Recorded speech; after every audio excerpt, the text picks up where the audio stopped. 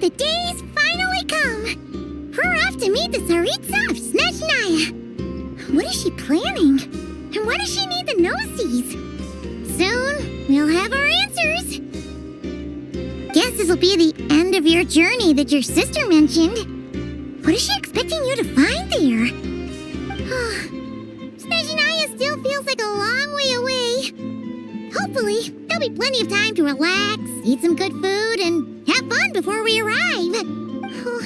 But whenever Paimon gets thinking about how our destination is right around the corner, all these questions come flooding into Paimon's head.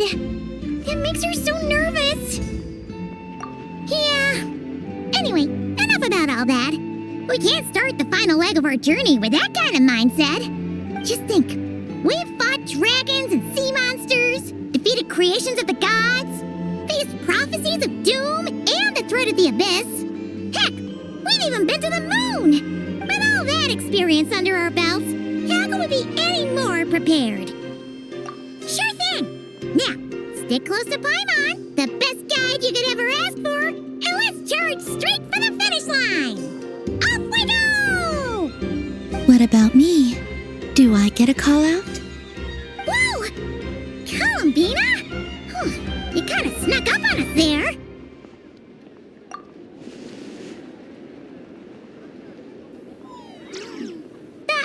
Don't look at Paimon! Paimon didn't sell you out this time.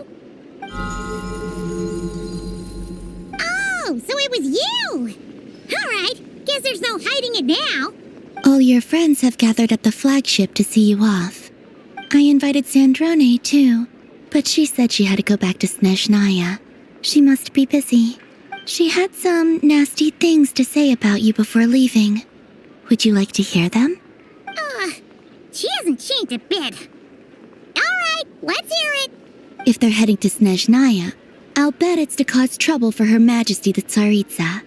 Attending a farewell party for people like that would not be a good look for me right now.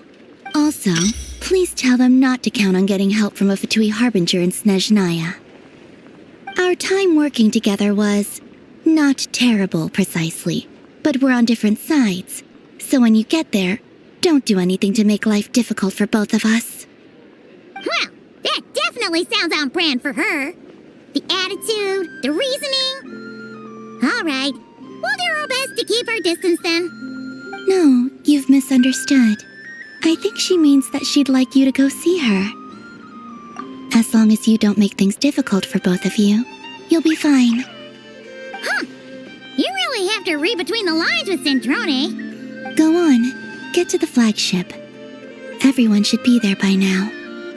I told Lauma that you once treated me to a truly unforgettable meal. Today, I want to return the favor. It's my gift to you. It's definitely nice to be treated, but hopefully by this point, you know that you don't owe us any favors. The moon of Nodcry will always give you a warm welcome.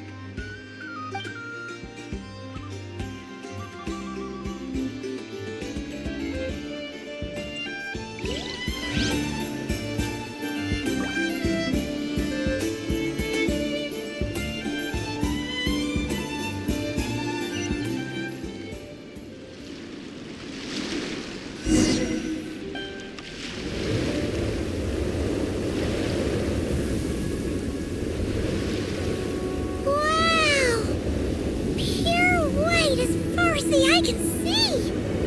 It's so pretty! Come on, keep up!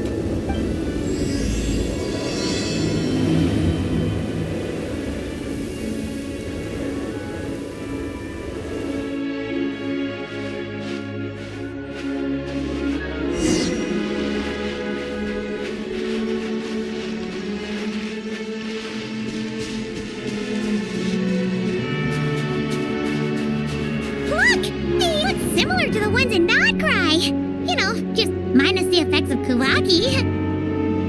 That's a sure sign that we're officially in Snezhnaya now.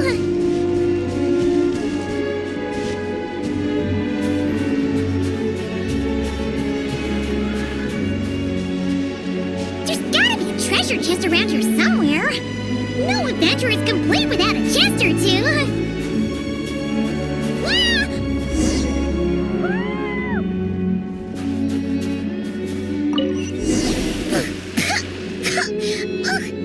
Paimon got a mouthful of snow.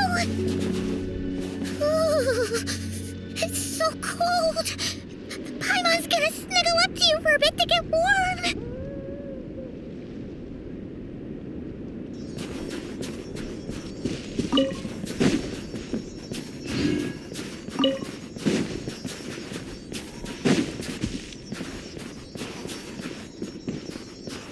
Hey, check it out! Those are bears, right? Oh, look how big and fluffy they are! So cute! Quick, take a picture before the moment passes. Right here. If we get any closer, we might scare them away.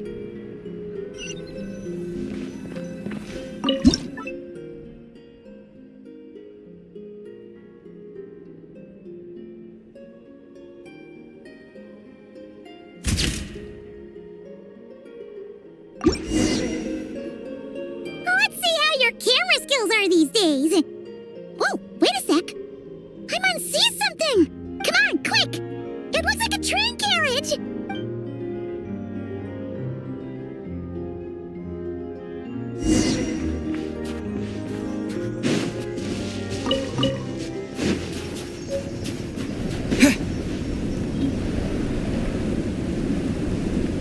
Paimon's heard that Snezhnaya has loads of railways and trains. This must be one of them.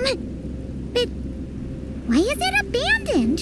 Ooh, it's still so cold. Ooh, I don't know. Maybe. Also, is it just Paimon or is the snow getting heavier?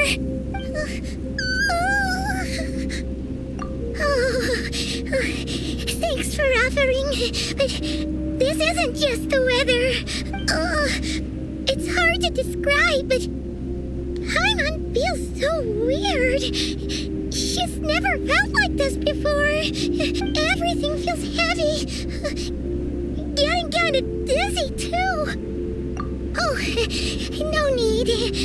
Paimon's just feeling a little low on energy. That's all. It's nothing serious. Not worth ruining our travel plans over. Yep, sure thing. Snezhnaya, here we come!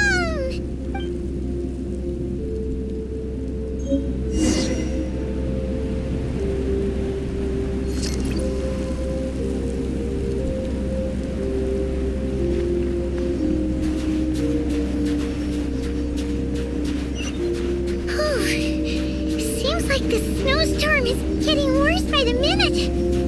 Paimon can barely fly.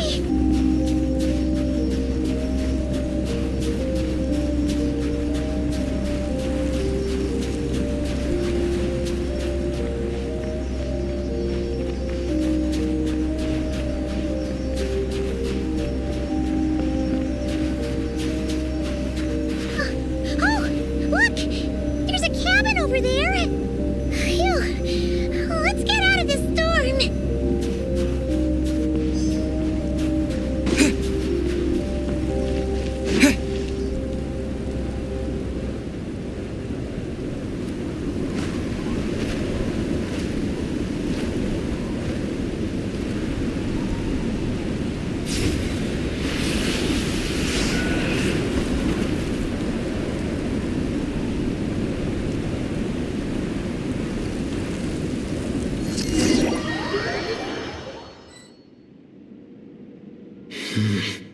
What is this place? Where's Paimon? I need to find her fast! Paimon! Paimon!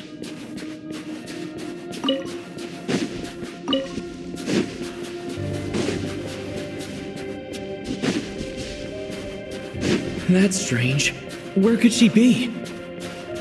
I guess I'll try further ahead. Hang in there, Paimon.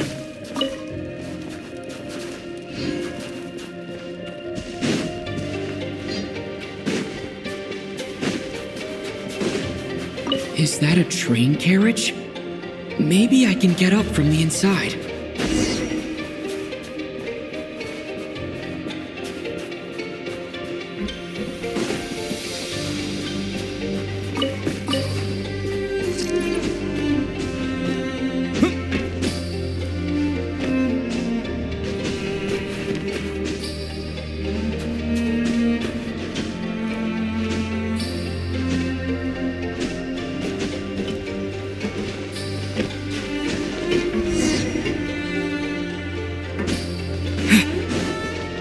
It says here, Kresnik's torch, civilian model. It's definitely getting a little warmer now it's turned on. I really hope Paimon's okay.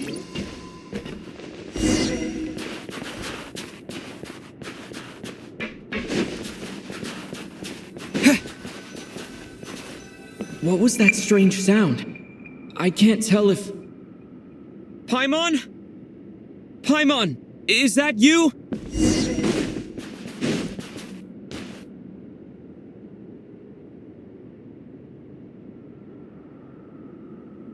Incoming entity detected.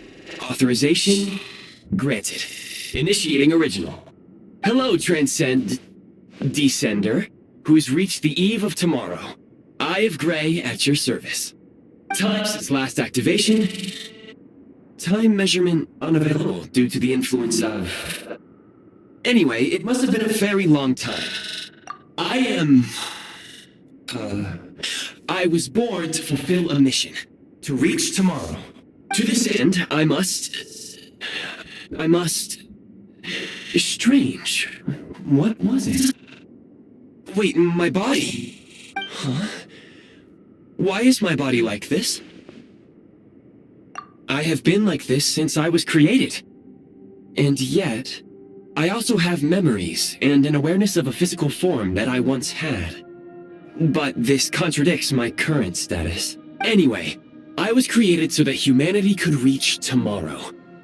But I am unable to load further details at this moment. Nevertheless, serving humanity remains my primary objective. I have detected a drop in your surface body temperature. You cannot remain active in this state for much longer. In accordance with my preset programming, upon reactivation, I must ask the one who awakened me the following question. Will you accept me, Transcender? I will assist you, protect you, and fulfill my mission until we reach tomorrow.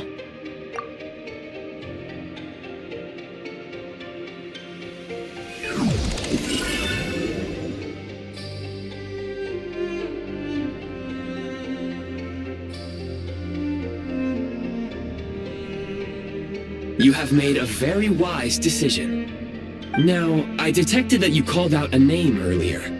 Presumably that of your missing companion?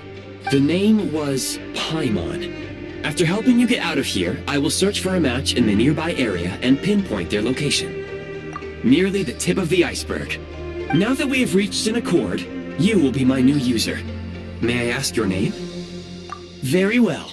I will remember this name until the mission is complete. I need to recover my body, retrieve the power to unlock tomorrow, and help the suffering masses to reach the far shores where the empty Ark floats. I can sense my power scattered across this ice-covered land. I even have a vague sense of where it might be found. But right now, that is not essential. The key right now is you. You must survive and reunite with your companion.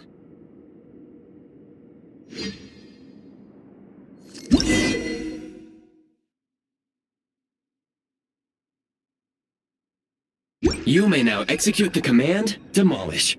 Use it to remove the prime ice blocking the path and obtain prime ice units. Prime ice unit count has been updated.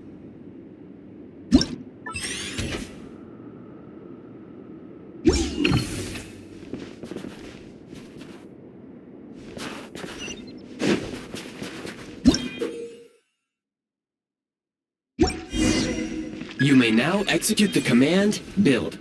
Use it to create a prime ice construct to prop up the door.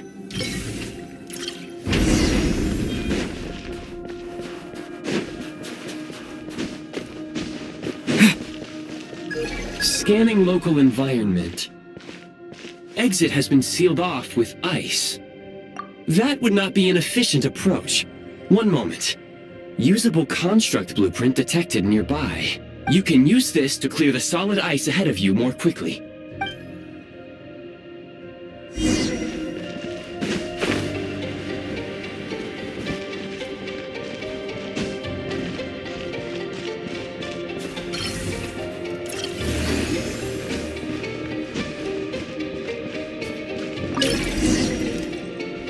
Construct blueprint added to records.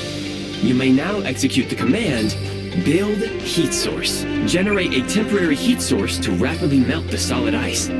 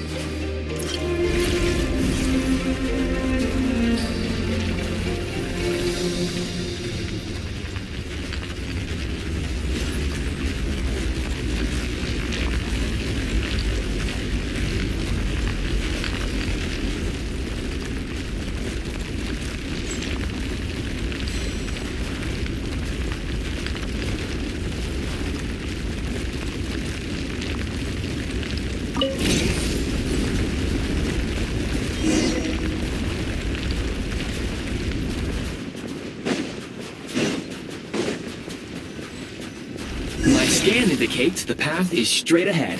I recommend we proceed.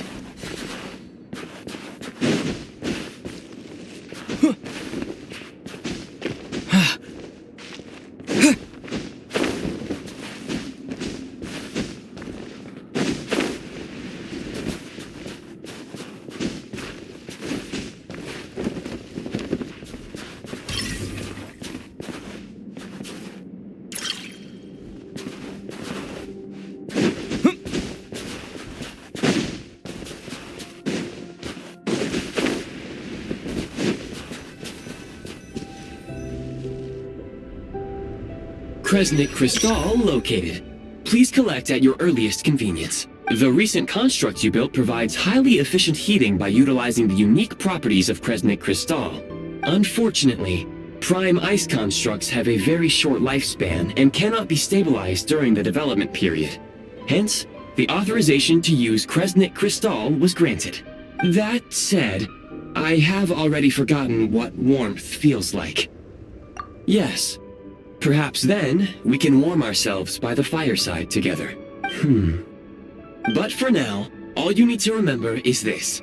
If you collect Kresnik Crystal, I can extract the energy within and use it to maintain your body's surface temperature. Low power. Please use Kresnik Crystal to replenish energy reserves. Signs of physiological activity detected in the distance.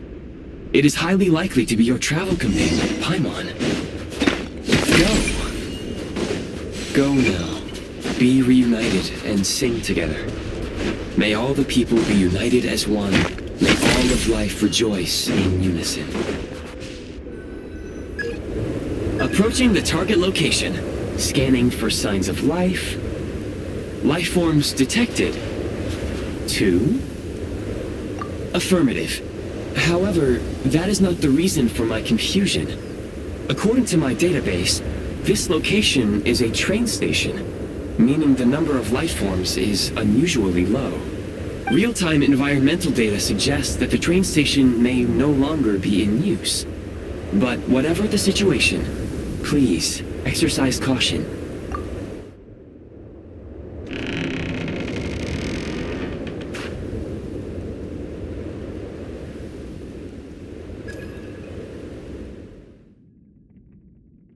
Paimon!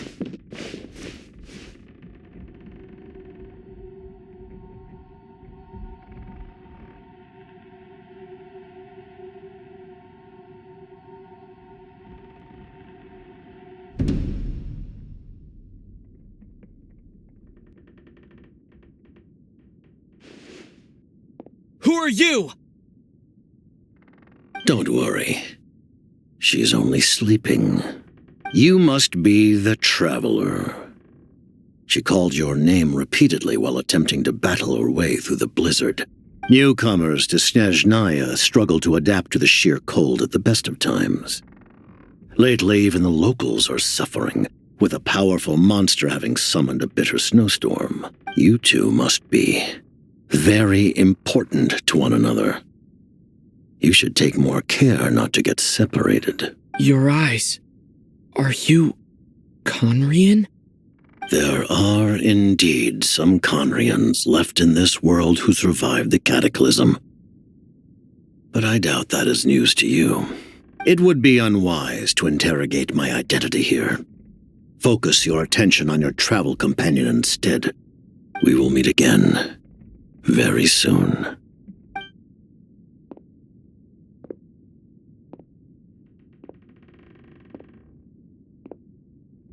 The unidentified subject has now left the area. He appears to be an individual of great significance, but my search has yielded no relevant data. I will try searching the database again. Against the odds, your companion is safe and sound. The other person even left a blanket for her.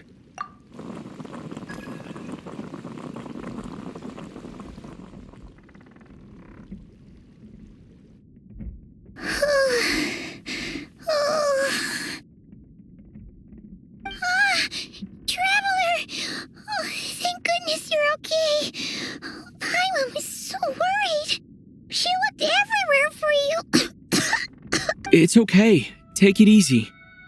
Are you feeling all right? Pretty much the same as when we first got to Snezhnaya. Paimon must have got a cold. She was feeling so faint. She just couldn't keep going any longer. So she had to lie down and sleep it off.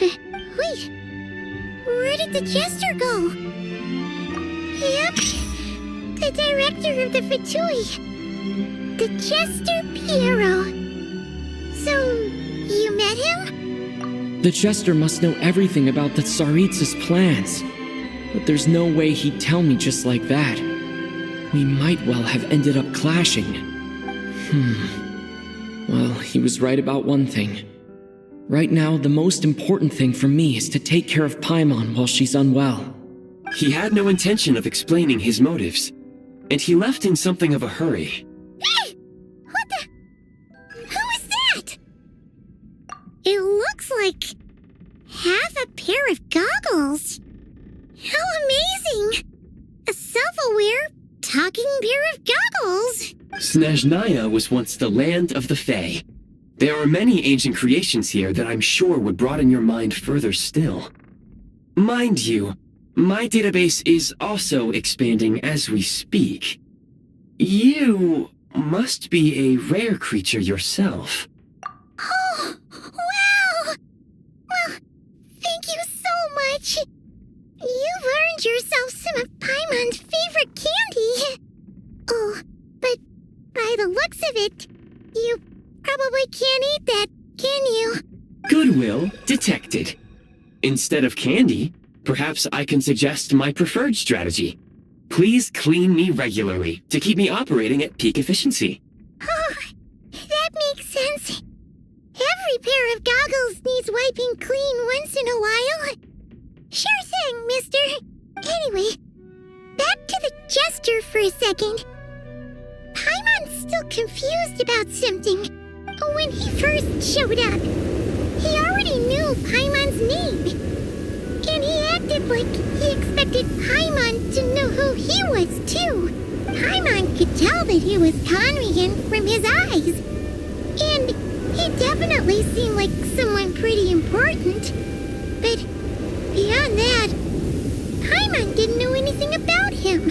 It was only later, after he rescued Paimon from the snow, that he properly introduced himself. That's the only reason Paimon knows he was the Jester. Oh, seems unlikely.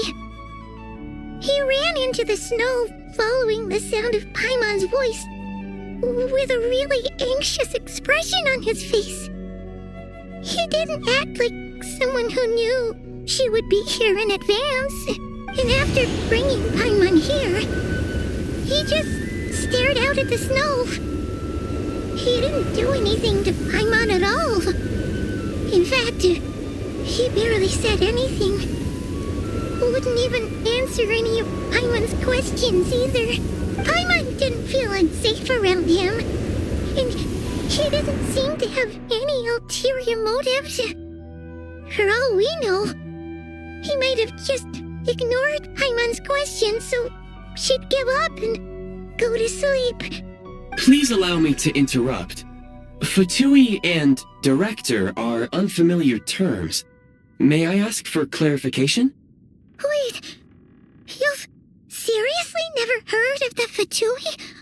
Oh, they're like the Tsaritsa's inner circle. Really powerful people. And the director is their boss. Understood. Since they hold elite positions and serve their god directly, it stands to reason that they would conduct themselves with due decorum. I am inclined to agree with your assessment, Miss Paimon. I did not detect any ill will from the gentleman in question. Sorry, I shouldn't have encouraged you to talk so much. Paimon, new plan.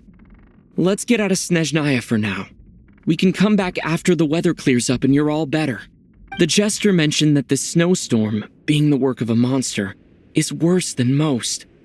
Even if we made it to Snezhnagrad, we'd still have to wait out the storm before we could do any exploring. Oh, well, it's really nice of you to look out for Paimon, but she doesn't want to hold you back. We were really psyched up for this journey when we first set off. Just think of all the burning questions we have. If we turn back now, who knows how long it'll take before we finally get answers. Further information is required regarding the monster situation. But objectively speaking, there is another, more pressing issue at hand. At this point, we have traveled a significant distance into the blizzard.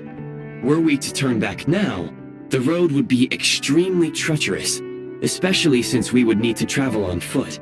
If, however, we continue onward, there may be a better solution. Do you remember what I said as we neared this location?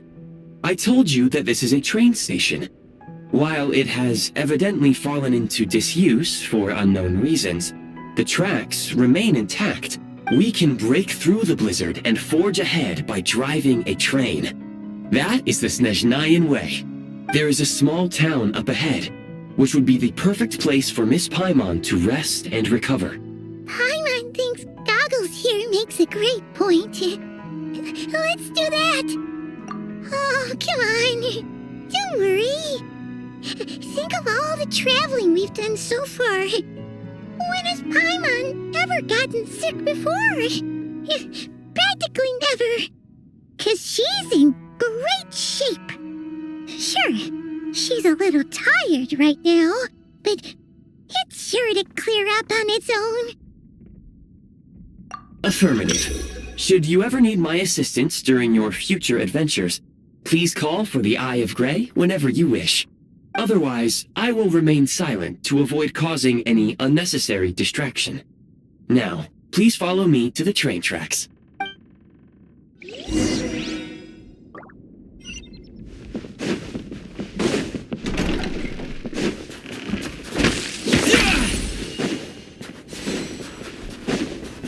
Please confirm when you are ready to depart.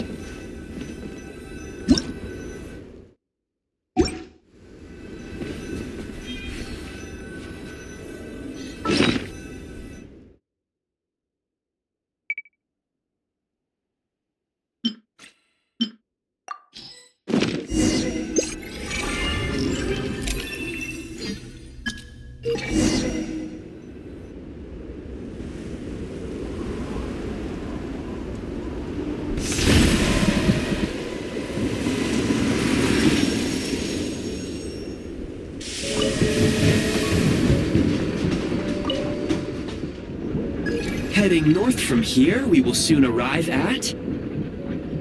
Wait, there's an error message. Could not detect clear tracks. What exactly does clear mean? Brace for impact, friends! Preparing to enter impromptu flight mode.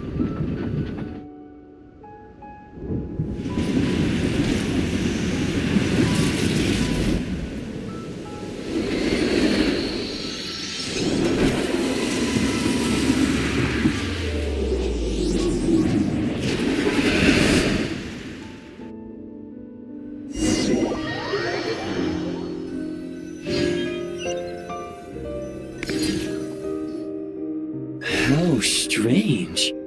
Not only was the station's status different from my records, but even the railroads and the terrain itself have changed substantially. Yeah. Thanks to your quick reflexes. My sincere apologies for putting you in danger. I'm afraid I'm as confused by all this as you are. Agreed. This is likely a consequence of outdated railroad data. The discrepancies between the old data and present reality are far greater than I anticipated. Fortunately, our crash landing has at least brought us much closer to the town. According to the data, anyway. Your data had better be right this time. I can assure you, it certainly is. Please look this way, and you will see a Kresnik's torch. It seems our ill-fated train ride was a blessing in disguise. We have taken the shortest possible route. Rest assured that I will take user preferences into account next time I plan a route. Next time, I will get it right.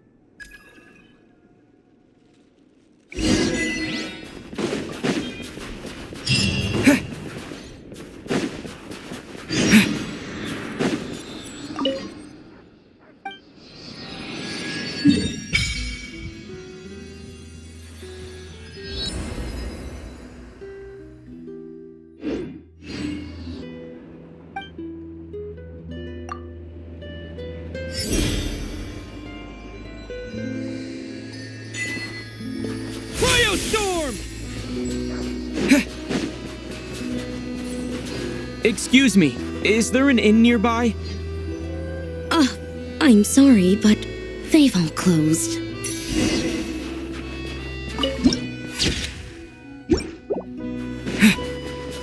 Sorry to interrupt. We're looking for a place to stay. I can't even afford to warm my own house, let alone run a business. Excuse us. Is there anywhere we can stay around these parts? I'm afraid not. You'll have to try your luck somewhere else. All we can do is wait for the next shipment of Kresnik crystal to get here.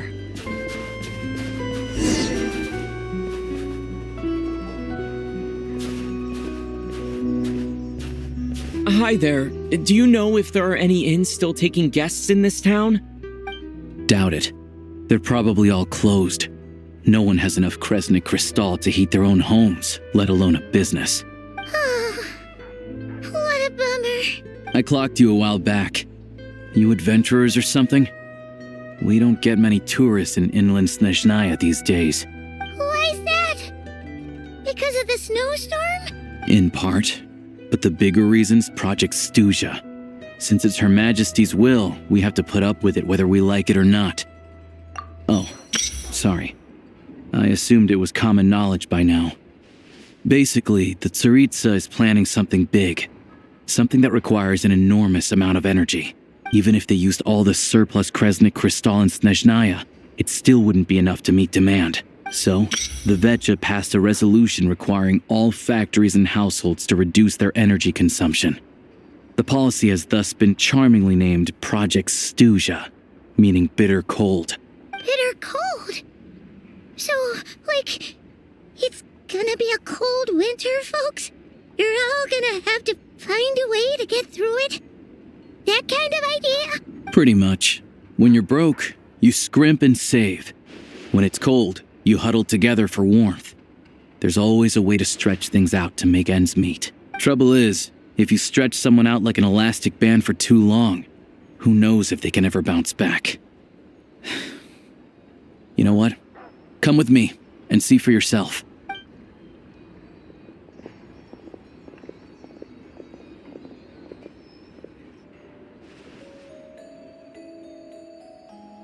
Can you please explain to me why the price of Kresnik Crystal has gone up by 1/3 again? Even as our purchase quota has gone down. You only come here twice a month. This won't even last us a week. The supply and pricing of Kresnik Crystal are based on current production volumes and price data. We Fatui are only responsible for delivery and security. I'm not in a position to explain to you how the figures are calculated, but I assure you, they are as fair and reasonable as possible. Oh, so our lives mean nothing to you? How can you expect anyone to survive a single night in this weather without heating? Since you insist on making me repeat myself every single visit, I will remind you again.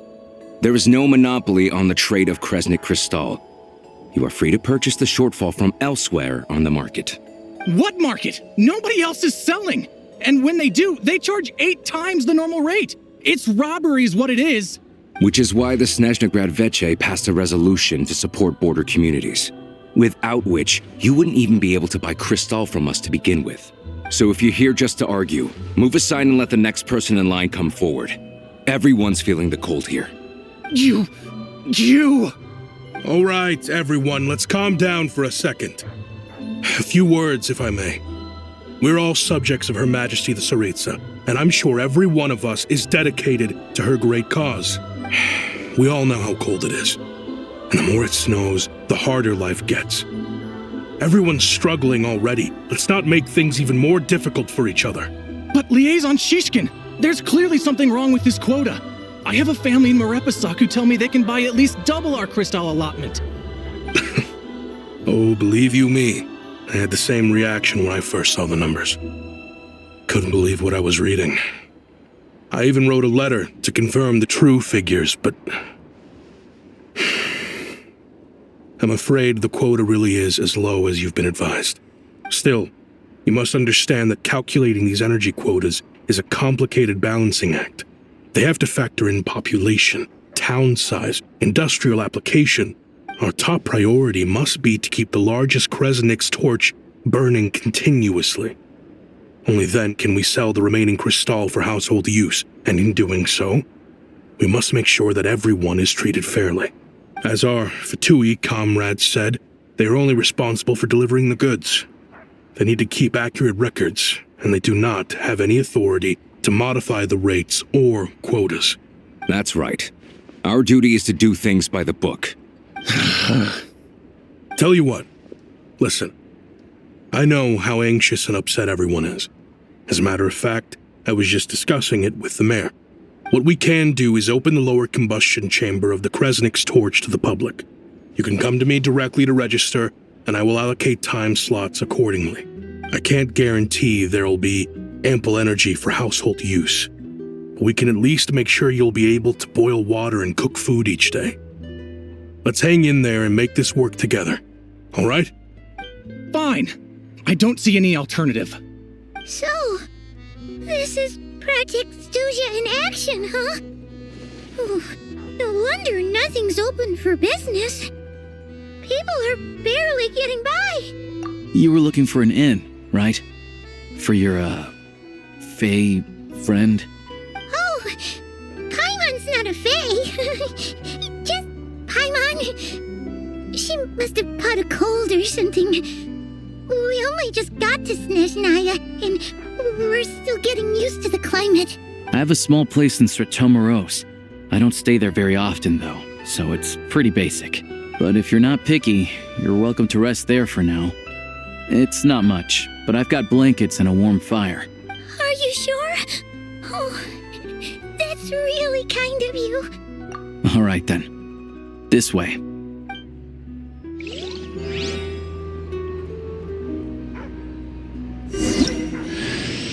Hello, I'm Alosha. I'm a hunter. Though, if you've talked to any highwaymen, you might have heard a different side to my story. But anyway, let's keep that between us for now.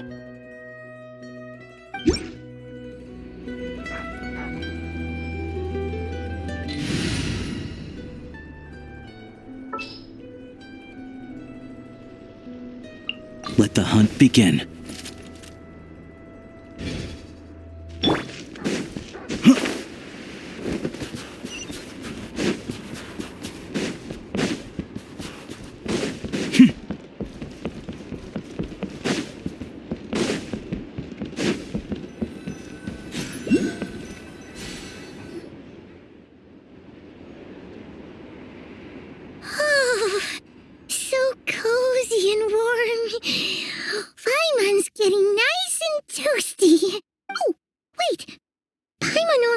introduced herself so far, didn't she? This is Paimon's best friend, the Traveler. Good to meet you. I'm Alosha. Most travelers find the Snezhnayan climate to be a shock to the system at first. But as long as you keep yourself warm, you should be fine. Still, you should keep an eye on your condition. When people are too quick to dismiss a cold, it can easily end up turning into something more serious. Don't say that. Paimon's too young for chronic health issues. They aren't in town right now, and they won't be back anytime soon. The train station has been closed ever since these power shortages began.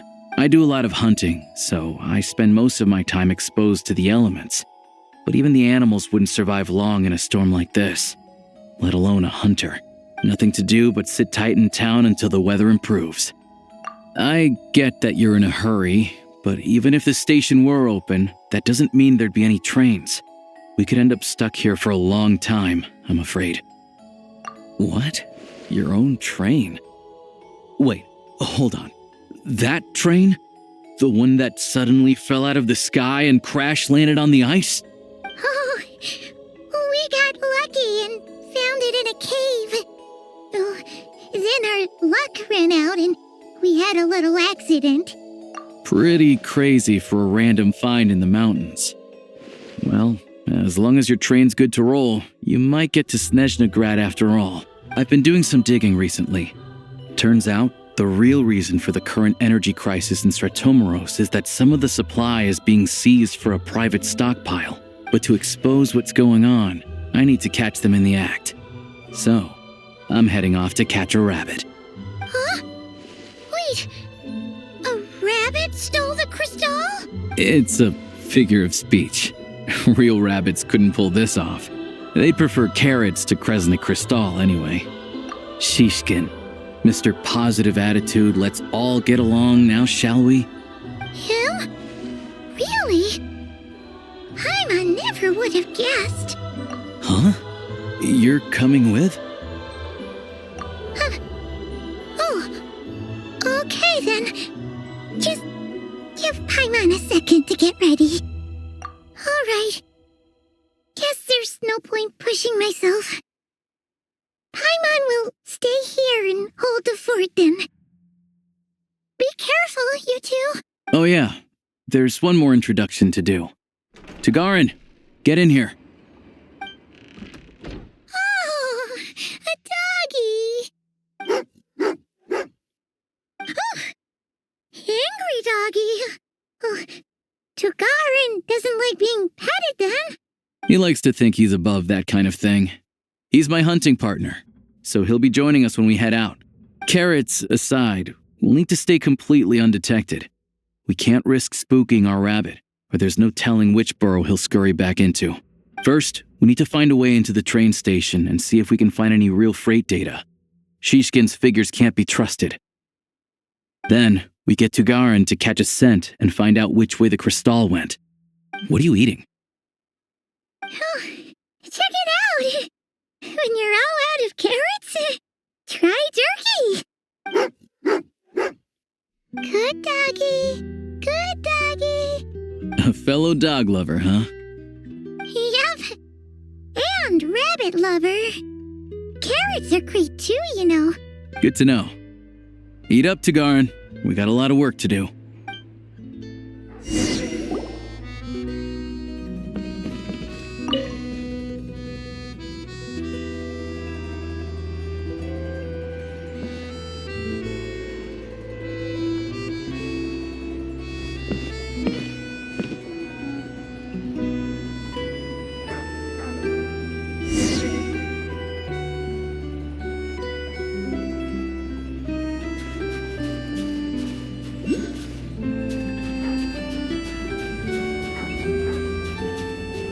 Wait.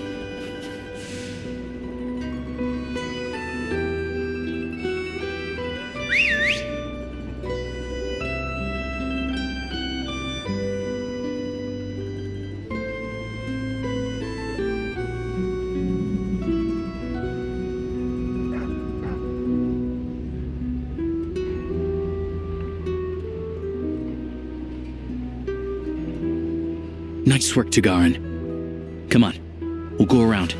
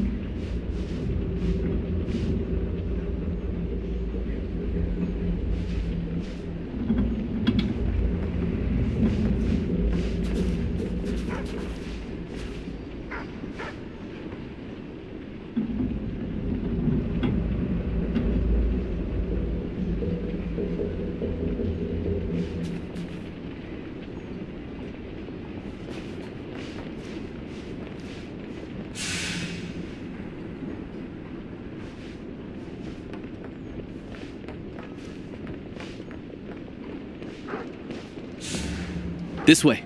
We'll enter from the upper floor.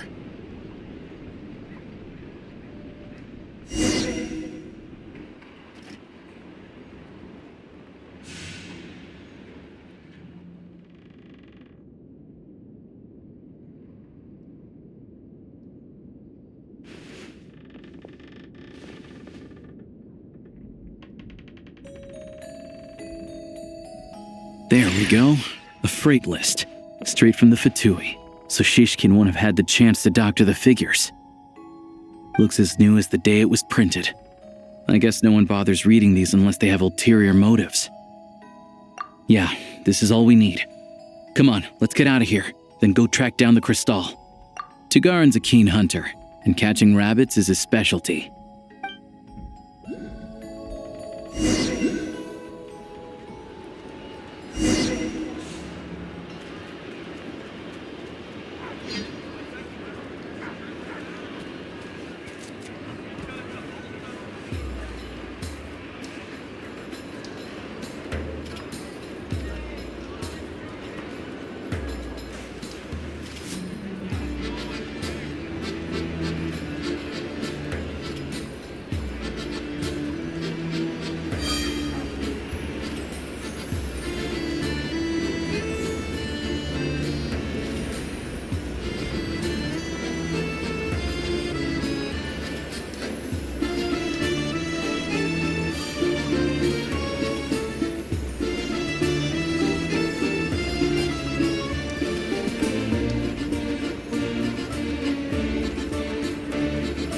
Anywhere there's a stove, there will be the scent of Crystal. That's normal.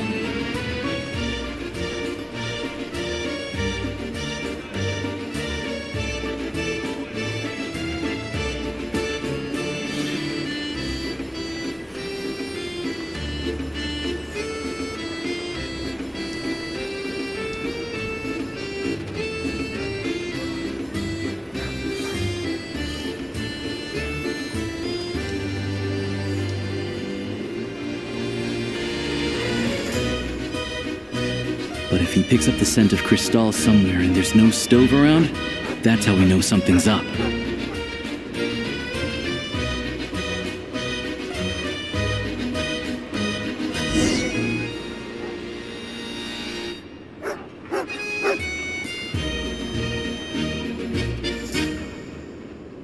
This must be the rabbit's warren. Good job, boy. Sure enough, there's a tunnel. You stay here and keep watch. I'm gonna take a look inside.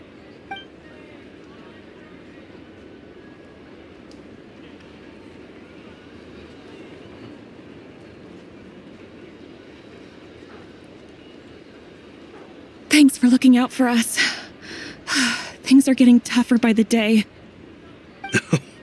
No need to thank me. It's my pleasure. Sure as Her Majesty the Tsaritsa watching over us, every sacrifice will be worthwhile. Let's grit our teeth until the blizzard passes. These days of hardship will be over soon. Maybe for everyone else, Liaison Shishkin, but for you, the hard times have only just begun.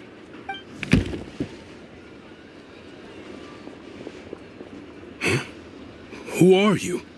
What's the matter?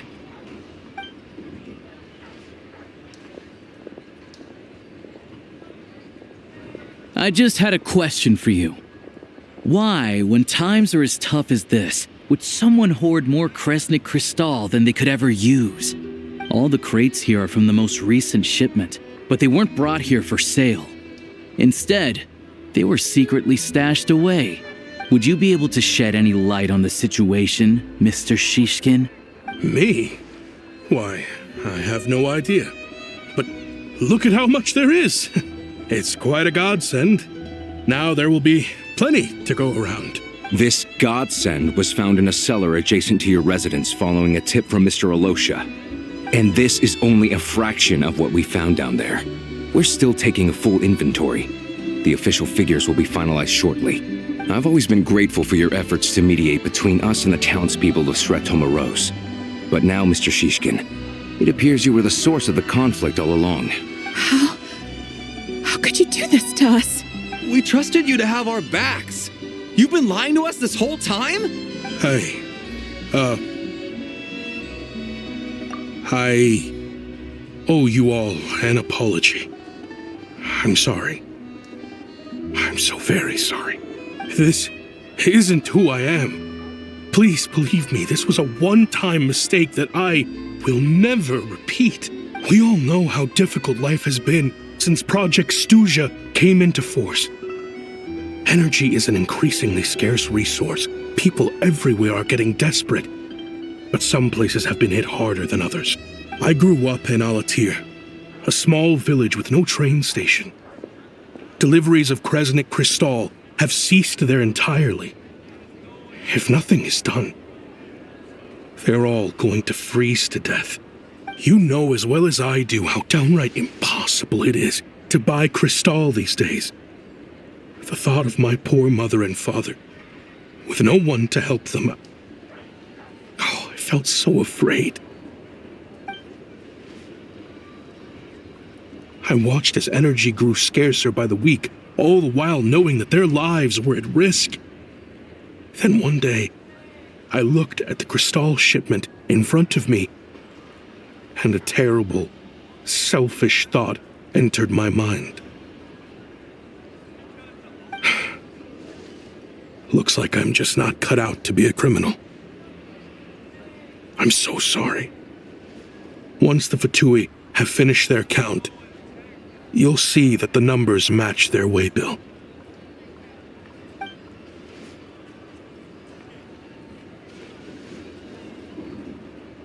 I have the official Snezhnayan quotas here. Anyone who has already purchased energy, please make your way over here to correct your transactions. I'll make a batch purchase of Crystal worth 3 months' salary for you all to use free of charge. As for Alatir, I'll think of something else. You don't have to go that far. Yeah, owning up to your mistake is enough for me. You've done plenty of good for the community in the past. I'm not looking for a handout. Drop the act. You claim this was a one-time mistake, but the real reason there's only 1 shipment's worth of stolen Crystal in your basement is that you have an accomplice. Reporting in, sir. We've conducted a full search of the mayor's house. As expected, we found many crates full of Crystal, half of which were still in their original shipping containers. This wasn't your first time at all. You've been colluding with the mayor of Sretomaros for a long time now. The train station's currently out of service, but it does open for a short window every time there's an energy delivery. And every time a train pulls in, you're there on site to take inventory and oversee the workers unloading the cargo. The mayor handpicks said workers. Per his instructions, they transport the Crystal by tunnel at night to the mayor's house, and he sells it out of town. But since he can't get the goods out of town by train, he had to arrange an alternative method of transportation. This meant slower sales, which gave me plenty of opportunity to catch him in the act. Wait, the mayor's involved in this too? Preposterous. What proof do you have of any of this? Basic math. I've spent a lot of time lately counting carriages as the snowstorm rages. Counting carriages? What? The energy consumed by a train depends on its total weight. And since energy is a limited resource right now, it's fair to assume that every carriage is packed full. So, if we take the energy required for the Kresnik's torch, add the sales figures you provided, then compare that figure to the train's theoretical cargo capacity, guess what? The numbers never match. It's always off by 1 or 2 carriages worth. This time, you set a new record. 3 carriages missing. You mean to tell me that you sat around outside, counting carriages, in this weather? I'm a hunter. I have 2 options. Hunt or starve. Well, I've heard enough. The evidence speaks for itself. Take Shishkin and the mayor into custody and escort them back to Snezhnaya.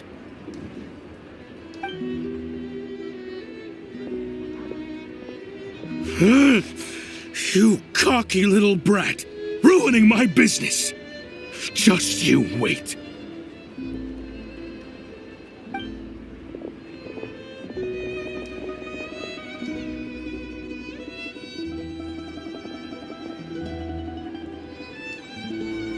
Yeah, something felt off, so I just followed my gut. Math isn't my strong suit, though. I'm lucky my dad made me learn enough to get by, but all this number crunching was a million times harder than the aim and fire work I'm used to. Thank you for your assistance. You're a brave lad. Shishkin was quite the cunning criminal, as I'm sure you can tell. He did all of this right under our noses, and we never suspected a thing. A wolf in sheep's clothing. He had everyone fooled.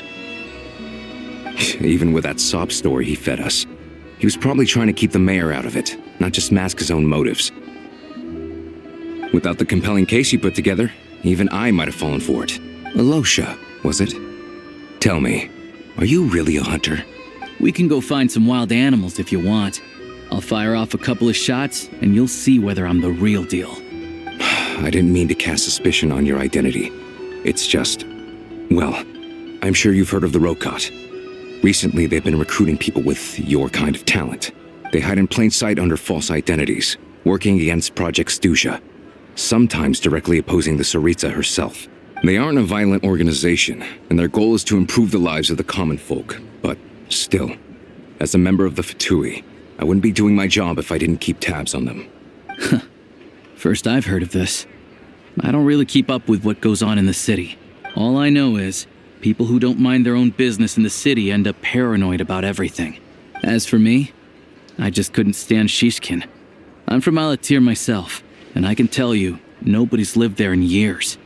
Why would an abandoned village need Crystal? Of course, no one really cares about the fate of that place. I'm guessing today is the first you've heard of it. I see. It does sound quite tragic. Really. Well, thanks again for your assistance, and your friend here too. I will report this incident to Snezhnaya. The Fatui will take over energy distribution until new officials are appointed. We'll also ensure that the train station resumes normal service as soon as possible. Looks like it's my turn to brush up on math now. I never liked it as a kid either.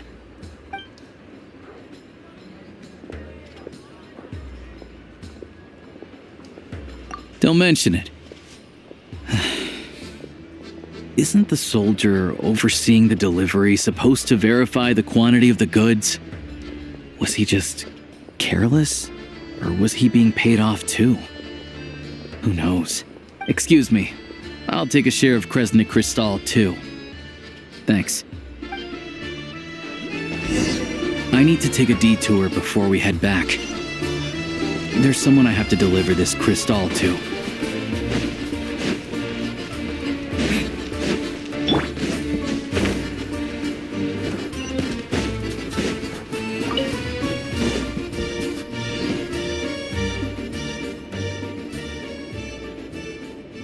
Hang tight for a moment. This old lady, she doesn't really know who's who anymore.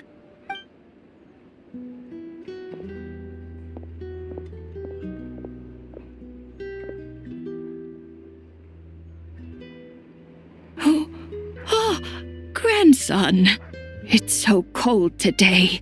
You must be freezing. Ma'am, it's me, Alosha. Alosha? Alosha who? You know me. I came by earlier today. Cleaned the ashes out of your stove, gave you some warmer bedding, and washed your back.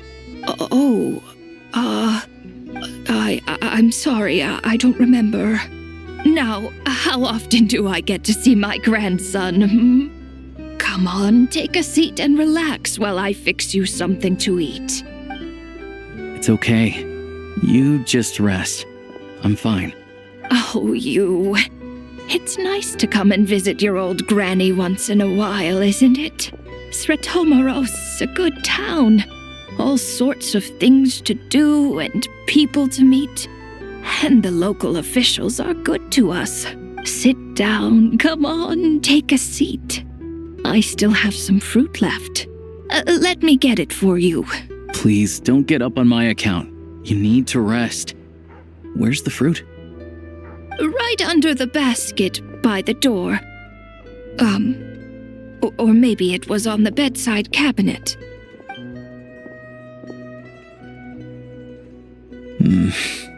Well, grandson dear, do you like it?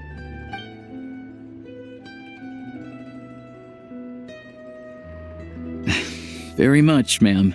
It's delicious. Good. Wonderful. You don't need to save any more for me next time, all right? Fresh fruit is hard to come by at the moment. You should eat it as soon as you get it. Oh, I don't need it. I'm fine. But if you like it, come back for some more soon.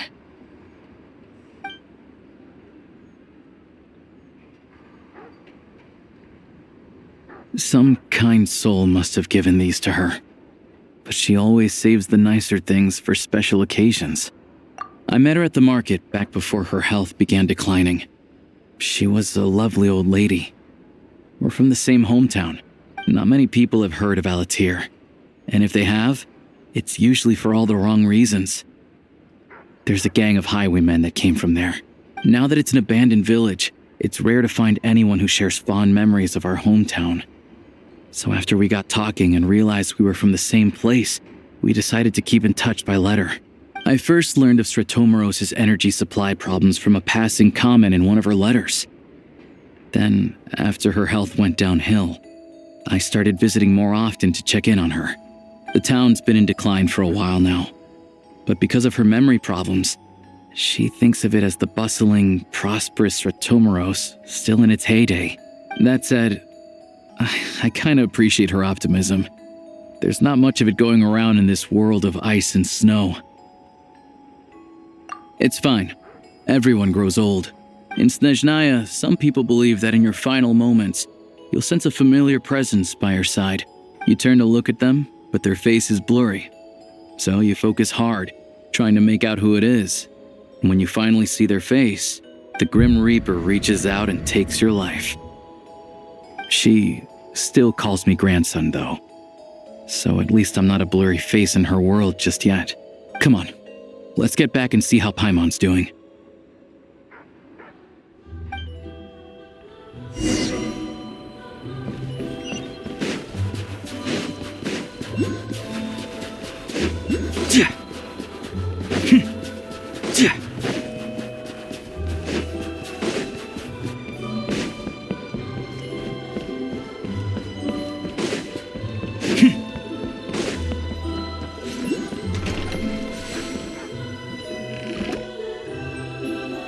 Paimon, we're back. Are you feeling any better? Yep. Paimon's not cold anymore, but she's still a little dizzy. Flying probably isn't a good idea right now. Paimon might lose her balance. But Paimon's sure she'll be fine. It's probably just from getting hit on the head by that pile of snow when we first arrived in Snezhnaya. Her complexion's looking much better. Let's keep an eye on her. Sure, but enough about that. How did everything go on your end? Are you all set? Did you have any trouble? I'll explain. It's a bit of a long story.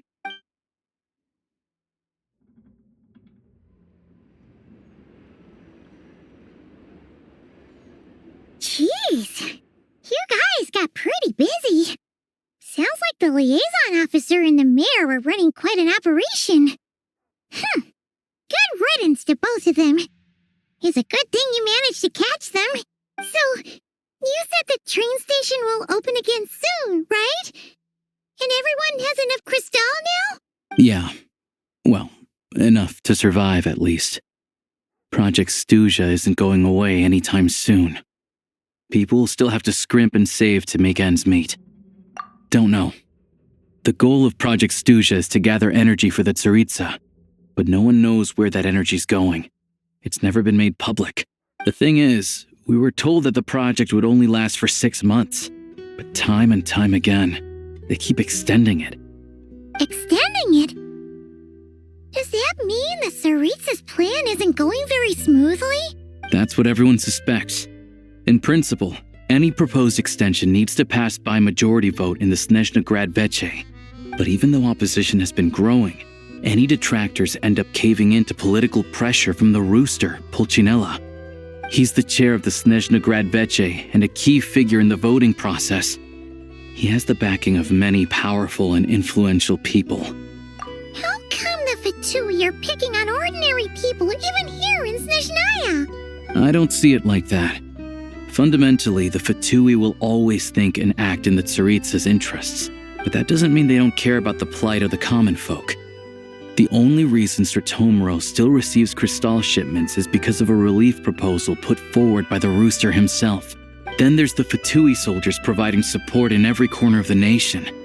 Even the Northland Bank provided some mora for disaster relief, and they're as conservative and indifferent as they come. It's just that the rich and powerful in their fancy palaces live in a completely different world from us. There's always going to be some conflict when those worlds collide. Yeah, well, even though we all believe in Her Majesty the Tsaritsa, there are still many differences of opinion on how best to tackle the big issues of the day. Regular folk don't have an easy way of getting their voices heard in Snezhnaya, while the rich and powerful are either unwilling or afraid to speak out for all sorts of complicated reasons. The Rokad provides the disaffected with false identities and an outlet to vent their frustrations. Of course, an organization like that exists in a gray area. The moment the Veche think they've crossed a line, there's sure to be a crackdown. But so far, they've been doing their best to help the common folk. Like us, don't you mean? You didn't hesitate to join in. You're not new to this, I can tell. That's because we're adventurers. It's our job to help people out with commissions and get to the bottom of things. Sounds like we're going to get along. So, what's your business in Snezhnaya? Aside from taking your friend to see a doctor, of course. I want to meet the Tsaritsa. It's complicated. I've had run-ins with many of the Harbingers along the way, and I really need to know what the Tsaritsa is up to. Her ultimate goal? What the Gnosis mean in all of this? Since I've made it this far in my journey, I have to find the truth, whatever it takes. Wait, so... No way. Are you who I think you are? Sounds like you've heard of us then. We're getting more famous by the day. I didn't realize I was in the company of giants. Honestly, we're all as curious as you are about what the Tsaritsa's planning, and why it has to involve us freezing to death in the snow. But getting in the same room as her won't be easy. The common folk aren't permitted to meet her at the best of times, and right now, she's probably not even in Snezhnaya.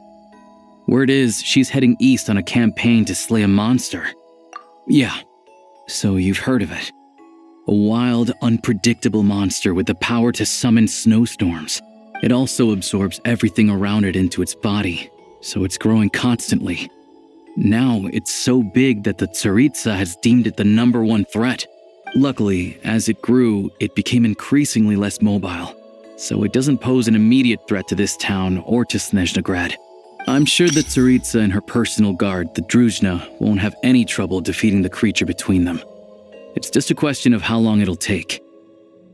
Suffice to say, you won't be seeing her anytime soon. You'll have to wait until she gets back. Fair. Well, the Fatui will be taking over management of the train station for the time being. Things should be up and running by tomorrow.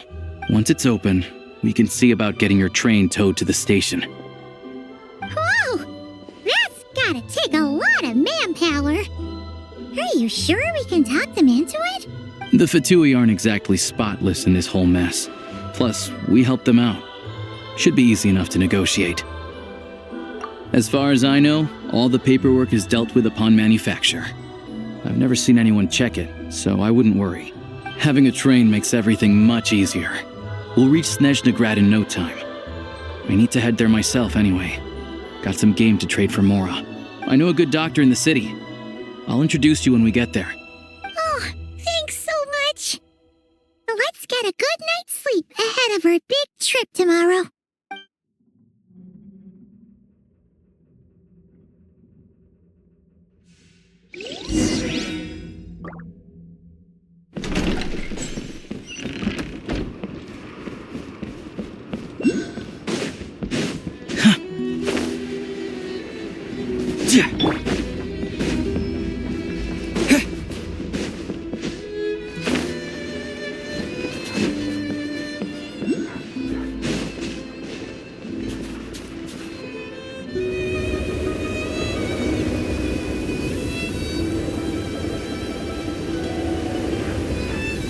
Drive carefully, all right? You don't want to end up in this situation again. Also, I don't think I've seen a train like this before. Is it a new model or something? Not a fan of small talk, are you? Anyway, take this. It's an up-to-date map of the Snezhnayan rail network. All the track switching is automated. So, as long as the train's moving, you don't need to worry about collisions or anything. We'll leave you to examine the train's conditions yourselves. Fingers crossed nothing's broken. I doubt Sir Tomoros has any engineers with experience working on this model. Shouldn't be a problem. Thanks for everything. All right then. Have a safe journey. And make sure to check everything's working before you set off.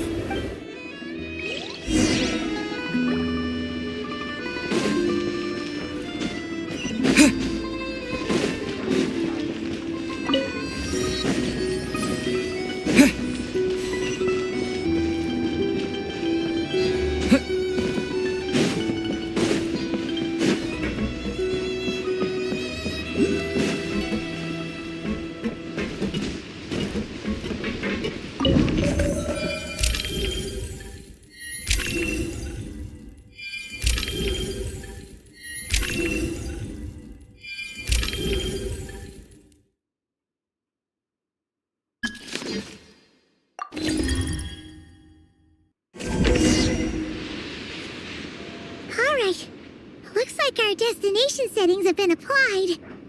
Let's give this thing a final once-over and then head out. Goggles, your time to shine. Affirmative. Running vehicle diagnostics. What's this? Engine, green. Wheels, green. Frame, minor damage, but no impact on function. Diagnostics complete. All systems nominal. Neat! Huh. Paimon still can't get over the fact that you just found this tech lying around in a random cave. I've lived in Snezhnaya my whole life, and I've never heard of an interactive, talking train autopilot. Strictly speaking, I wasn't designed purely to drive trains, though I doubt you have any interest in navigating the practically unreadable operator's manual yourself. All configurations are complete. Should you require any further assistance, please call for the Eye of Grey. Away we go! Oh, nope. Paimon's gonna find a warmer seat.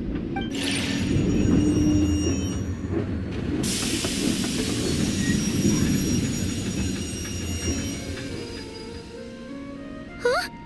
What's going on?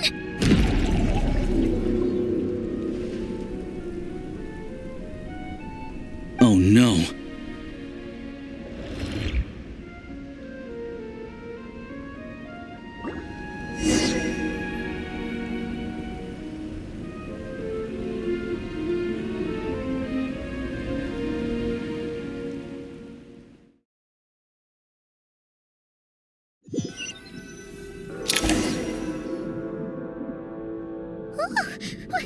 What is this place?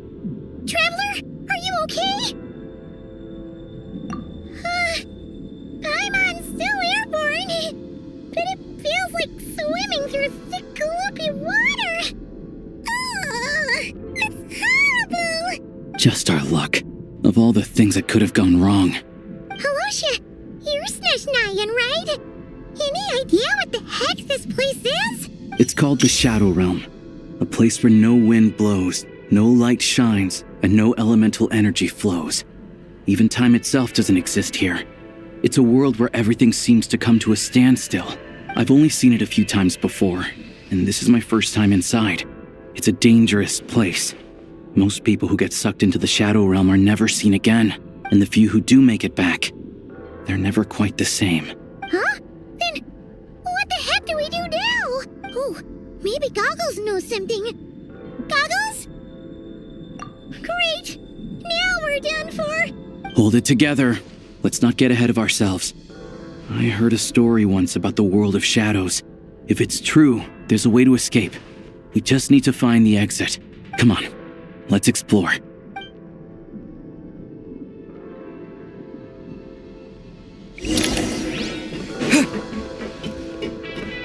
Look at these Fatui! It's like they've lost their minds! Their shadows have been devoured. They're no longer amongst the living.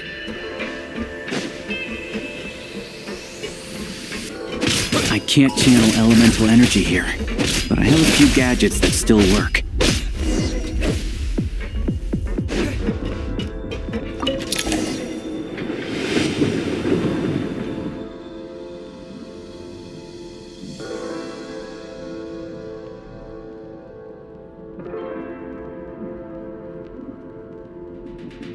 Wait! What's that blue thing? Is that... Goggles? Guess we'd better find a way over.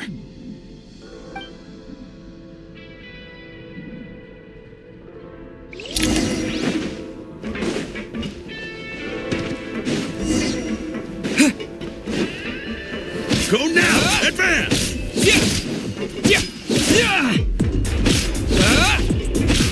I failed.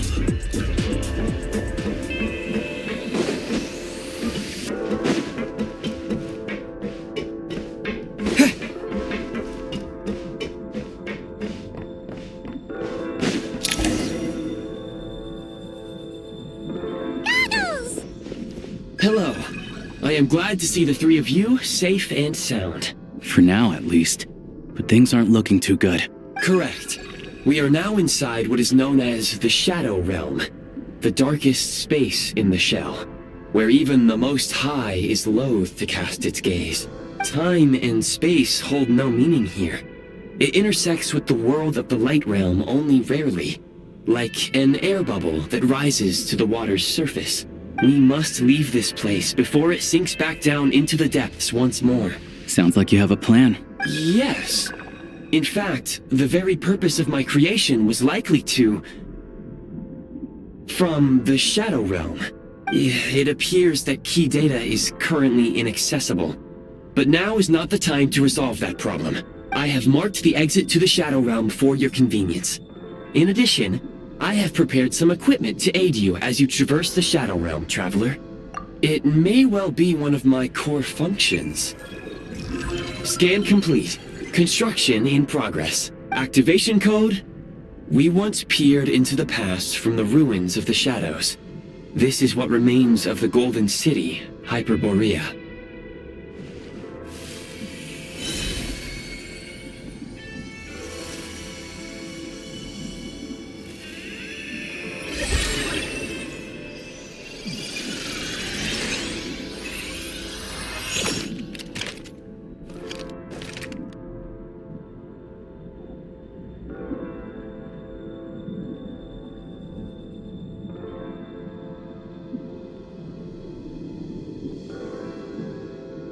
Whoa! Now go. Arm yourselves with weapons of the spirit. Bring down the walls of the stronghold, and extinguish the flaming arrows of the wicked. Is this a gun? In the Shadow Realm, where humans cannot channel the elements, there once was one who, after much research and many attempts, found this to be the most effective means of attack. Let's go. We don't have much time.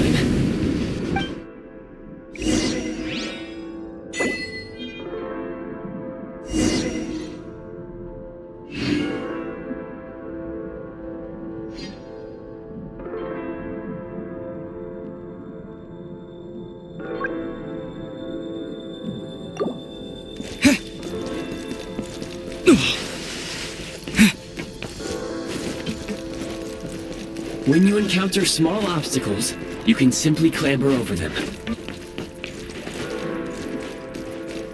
You can slide to navigate through low, narrow tunnels.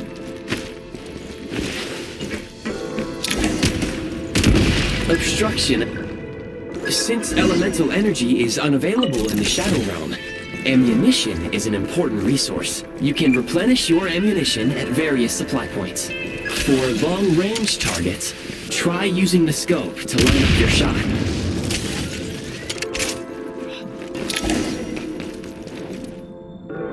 Many hostile units approaching. I suggest a new strategy. Take cover and pick them off one by one.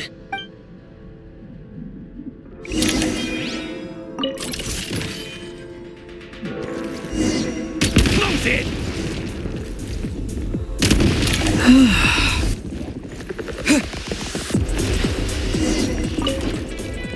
More enemies detected. Try attacking with the newly unlocked Assault function.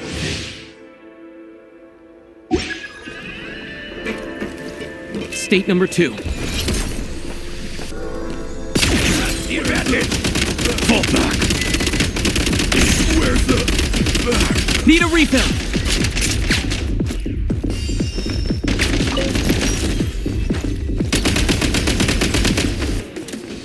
Light him up! Over.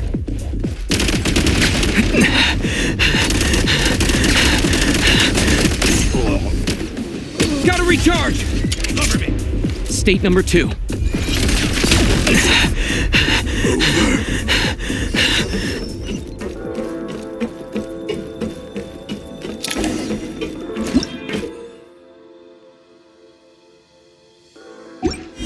Aim at the freeze mark and pull the trigger to move using the rope.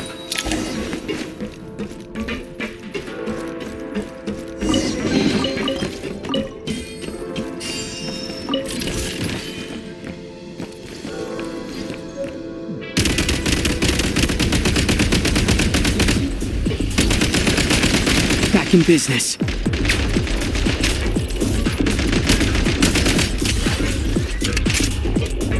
Mind the rhythm! Ugh!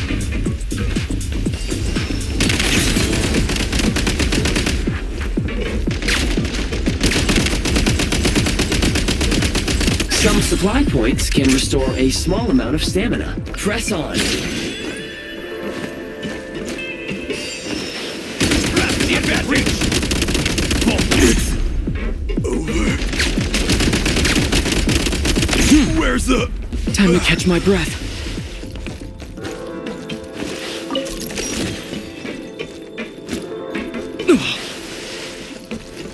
You should be able to use the prime ice construct left here to cover long distances.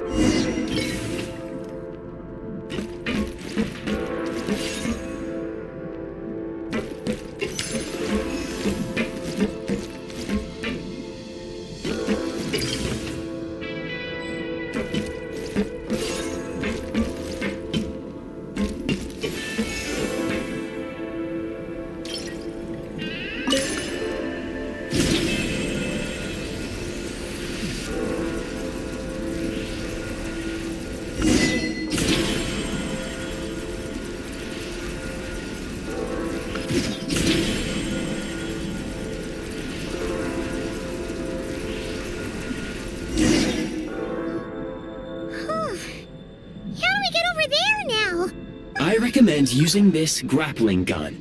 Such devices were originally used to secure structures in the Shadow Realm. If you detach the connected hook, the grappling gun will automatically fire a rope to another nearby hook. Okay. So, we just remove this hook, right?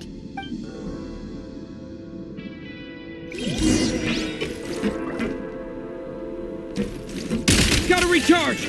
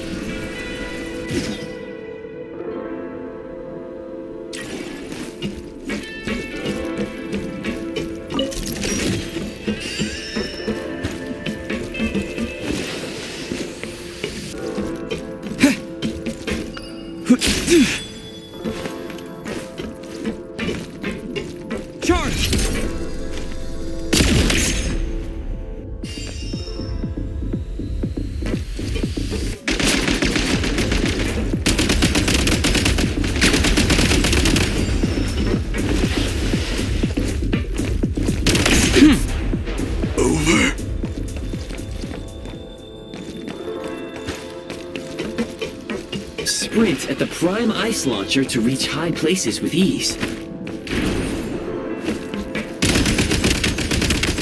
Reload! Light him up! Fall back. It's over.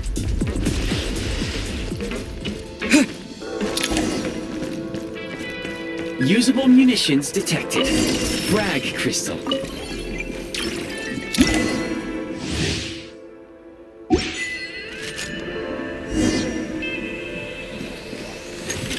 Back in business. Has been reached. Can't take much more.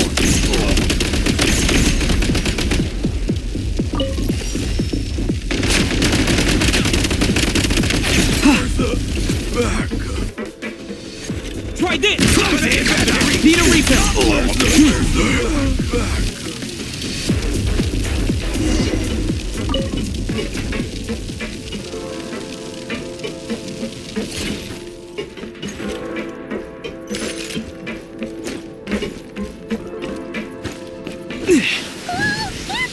Shift your center of gravity and slide down.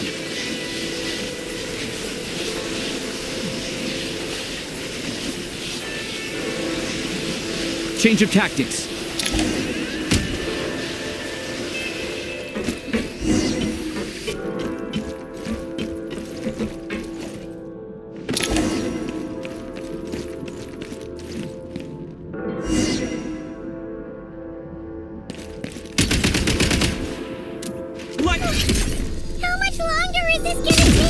The exit is right ahead.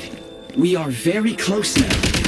However, it's like they're trying to keep us trapped here. That platform and the carriages are swarming with undead Fatui. Guess we gotta storm through. Back in business.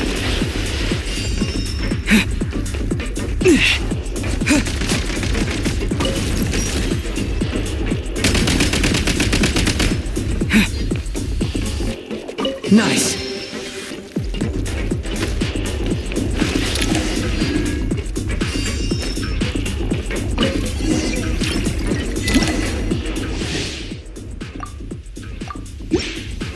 You may find switching to assault mode makes your attacks more effective.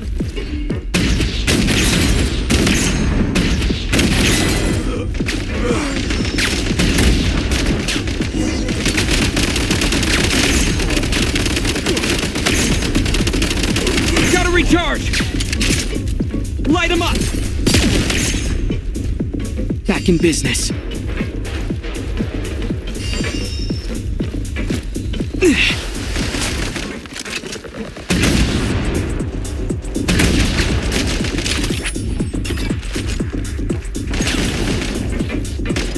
Demolition time!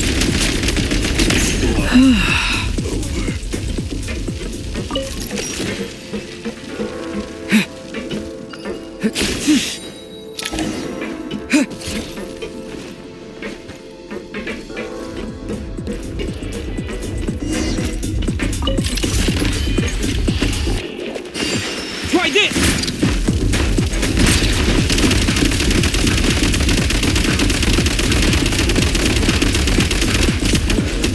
Switch mode! Light him up! Come on! We're almost there! Huh?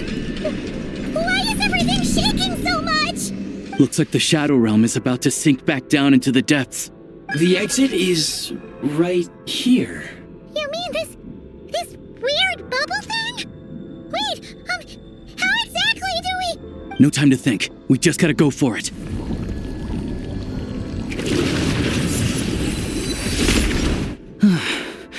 Looks like I was right.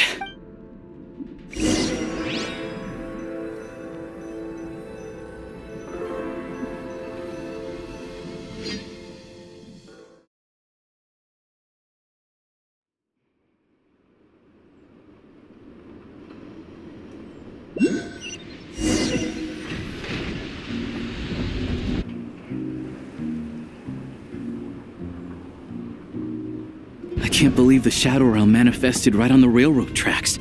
It's almost unheard of. Lucky we made it out. All thanks to you and that awesome gun. Ah, so you have heard of the Golden City before? Yeah, it came up a whole bunch in Nokrai. You're a pretty neat surprise in that sense, aren't you, Goggles? We had no idea they left cool gadgets like you behind. Make no mistake, it was a team effort.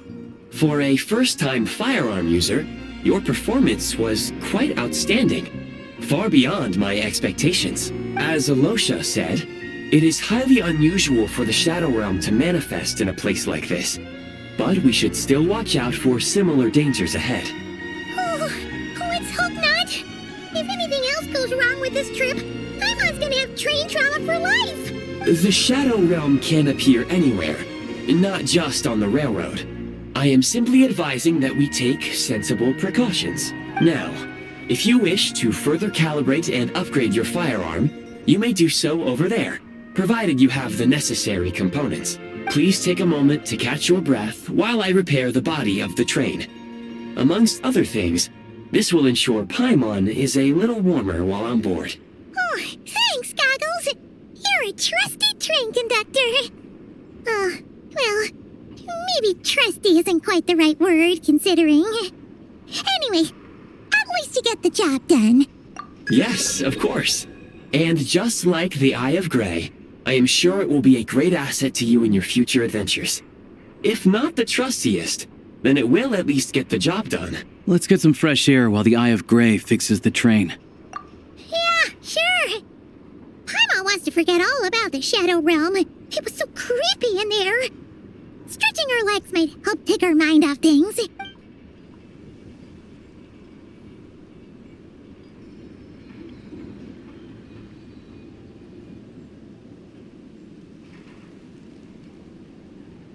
It's so quiet here for a train station. Not a person in sight.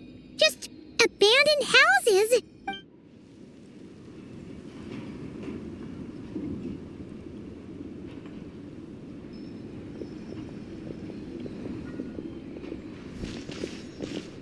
Huh?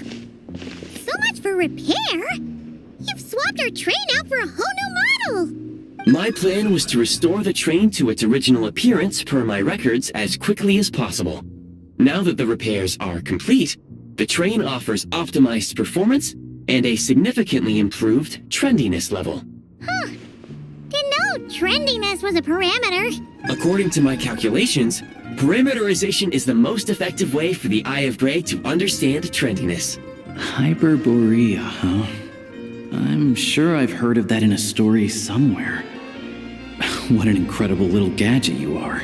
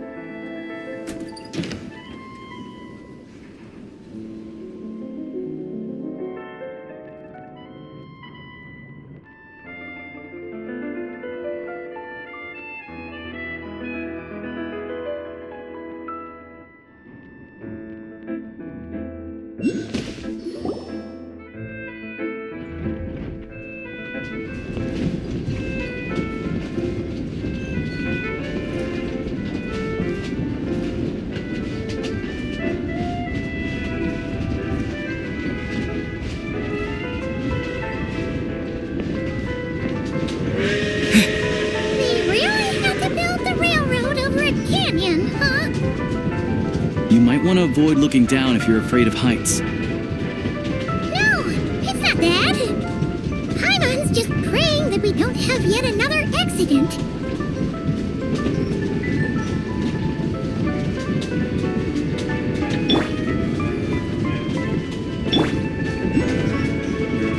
That mountain is breathtaking. Reminds Paimon of Dragonspine.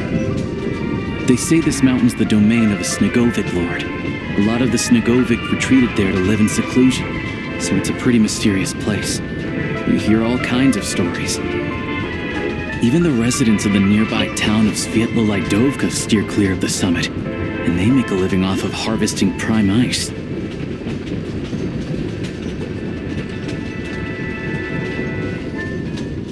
Look, Snezhnagrad's just up ahead.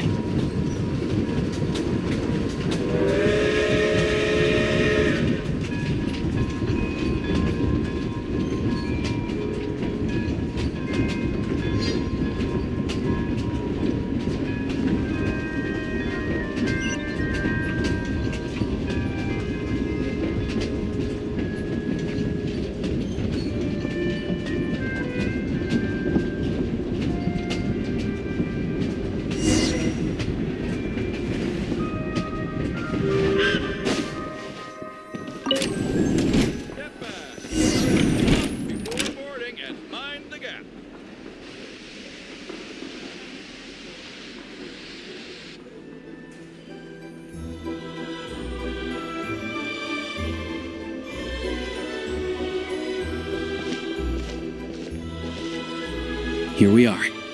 Welcome to Snezhnagrad train station, the biggest transport hub in the nation. Wow! It's so majestic!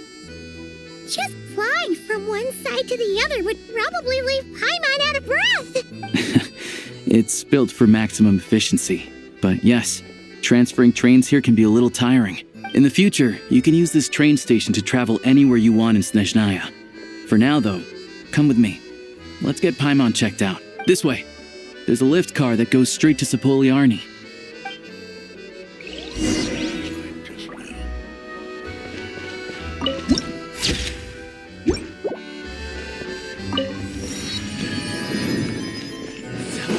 What am I supposed to do?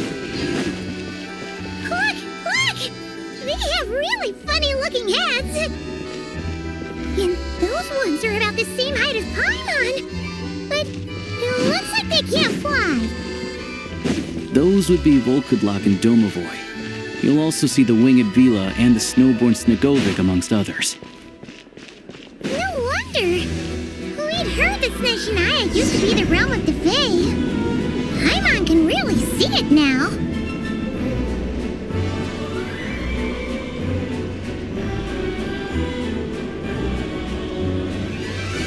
To the left is the market of Zolny. They sell everything there. You can often find some nifty little trinkets. To the right, you'll see the Korolievsky Theater in the distance. Look at that! Incredible!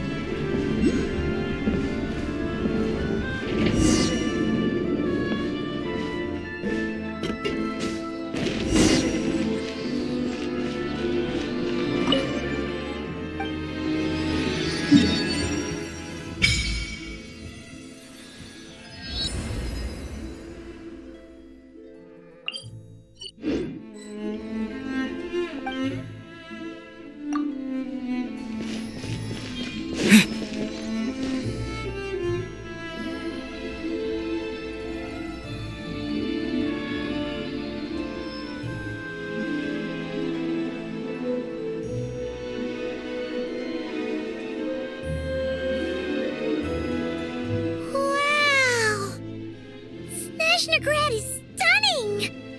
Seeing it with our own eyes makes all the trouble we went through to get here worth it! I found it pretty stunning when I first came here too.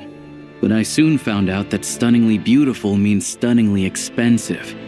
The prices here are crazy. I'm just a small-time hunter, so Zolny is where I spend most of my time. This way will take us to Podvorier restaurant. They offer food and lodging there, so you can get settled in while I fetch the doctor. Is that gonna be stunningly expensive too? Yeah, I mean, there are places to stay in Zolny, but I highly doubt they'd meet your standards. Most of the stoves are out of crystal, the windows are drafty, and at night, four-legged roommates come out to play, sharpening their claws on the roof beams and floorboards. Yep, no way. Not a chance Paimon's staying anywhere like that. Maybe we can split the cost of the room between us? Paimon still has some savings left. Fine then. It's your treat.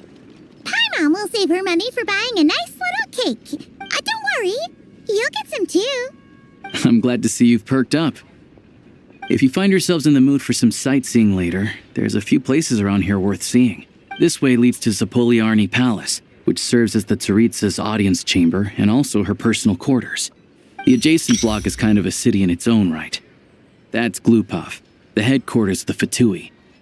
Inside, there's a munitions factory known as the Armory Palace, producing a constant supply of all kinds of equipment for the Fatui. A lot of important research happens there too. And over there is the Snezhnaya Vecha, where all the big shots meet regularly to make policy decisions. These places are best admired from a distance. I'm sure I don't need to explain why. Yeah, they probably have super strict security. We're not looking for trouble right now. The downtown area is near the center of Zapoliarny. That's where you'll find the restaurants, bookstores, and gift shops. Another place of interest is the Northland Bank, which is over this way. Oh, and I'm sure you'll want to make contact with the Adventurers Guild at some point, right? That's right here.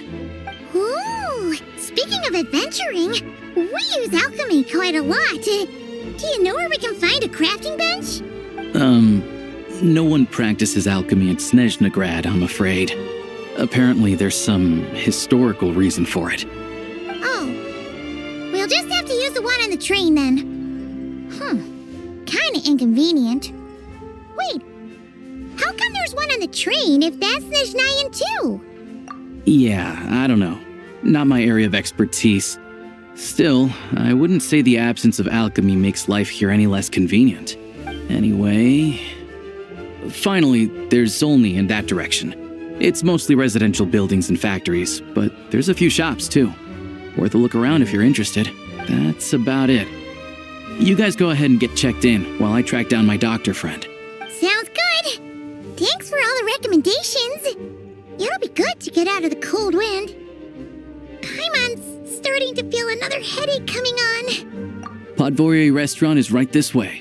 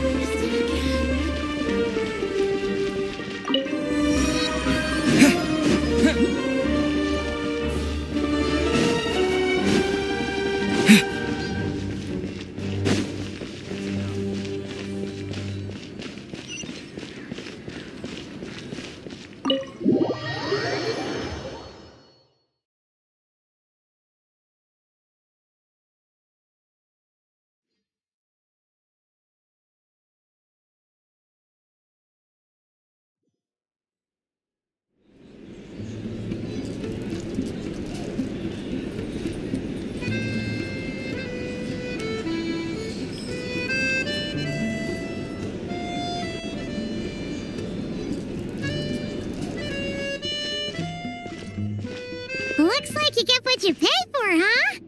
Paimon likes this room a lot. Yeah, much better now that we're out of the cold. Oh, thanks for taking such good care of Paimon. Honestly, she feels kind of bad for throwing a wrench in the works. If this were anywhere else, we'd be out investigating and adventuring by now. But instead, we're stuck here waiting for a doctor. You're right. No need to push ourselves too hard for no reason. A lot happened on our way into the city. Let's review what we've learned so far and try to figure out what to do next. Obviously, the million more question is, what is the Tsaritsa planning? Everything else leads back to that. Sure was. And so far, we've learned that in addition to the 7 Gnosis, her plan also requires a ton of energy. we won't get to see her anytime soon. Alosha said that she went east to fight that big monster. It must be a pretty powerful one if it can blanket the whole of Snezhnaya in a snowstorm this awful. To be honest, what we're really lacking right now is information. The kind of information that only the higher-ups in the government would know, not word-on-the-street type of info. Paimon can think of a few people who might be able to help us. But, right, and when we left Nokrai, Sandrone specifically left a message reminding us which side we're on. So, it's unlikely they'd tell us anything confidential about the Tsaritsa's grand plan. Yeah, fair point. Besides, that Glupov place is right nearby. We've got nothing to lose, so it'd be a waste not to go. There's gotta be someone there willing to talk to us, right? Maybe Arlecchino or Sandrone? Or possibly Tartaglia. But it's unlikely we could sweet-talk Arlecchino, let alone Sandrone. She basically told us to stay in our lane already. Yeah, the last time was all the way back in Fontaine, right? Too bad we missed him in Nokrai. Apparently, he came to help out. Hello. Is there a traveler and Paimon in there? That's Alosha! Come in! Hello, I'm Dr. Luneva. Alosha mentioned that one of you is feeling a little under the weather. I see. So you're my patient today, yes? And you're, Faye, I presume? Good question. Paimon's not too sure either, but she's definitely not the same kind of Fae as the ones we saw at the train station. Is that gonna be an issue? Not exactly. It's just, I'm used to treating human patients. Fae tend to be far more resilient than even the healthiest and most long-lived of humans. But don't worry, I do have some experience treating Fae. I've even diagnosed plenty of cats and dogs in my time. Safe to say, I have a fairly eclectic range of expertise. That'll be fine. Paimon's basically the same as a human. Right? We're no different when it comes down to it, are we? That's just because Paimon knows how to eat. Now, please take a seat.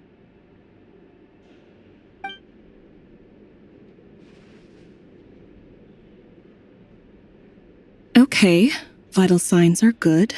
Test results are all within normal ranges. I don't think it's anything serious. More than likely, you've just caught a cold. I can give you some medicine to tide you over, but as long as you rest properly for the next couple of days, you should feel better. Make sure to keep an eye on your temperature, though. If you find yourself with a persistent low-grade fever, or if your symptoms don't improve, just contact me again. Sounds like there's no cause for alarm. Thank you, Doctor. You're very welcome. Just doing my job. I'll leave you in peace now. Time to visit my next patients. Take care. You heard the doctor. Best you rest up here for a couple days. No sightseeing for the time being. All right, then. Guess we've got no choice. Let's just treat it as a short vacation. I have to get back to it. If you need anything else from the doctor or me, go to the Hunter Trade Station in Zolny. The boss there knows how to reach me. Hey, no big deal. You saved my life in the Shadow Realm. This is the least I could do. See you around.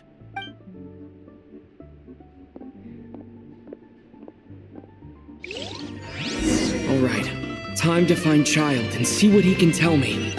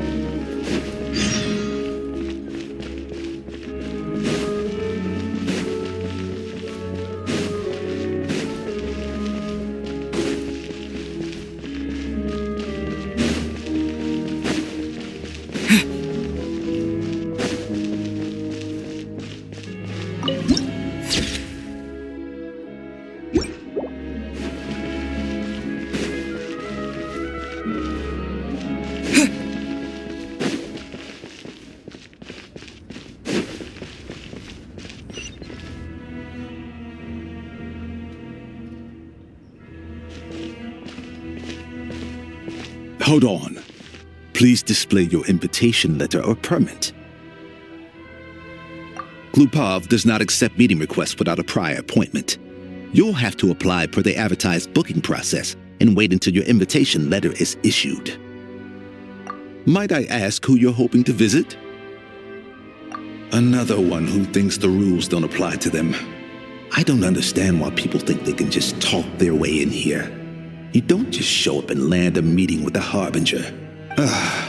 But I have to go through the motions for protocol's sake.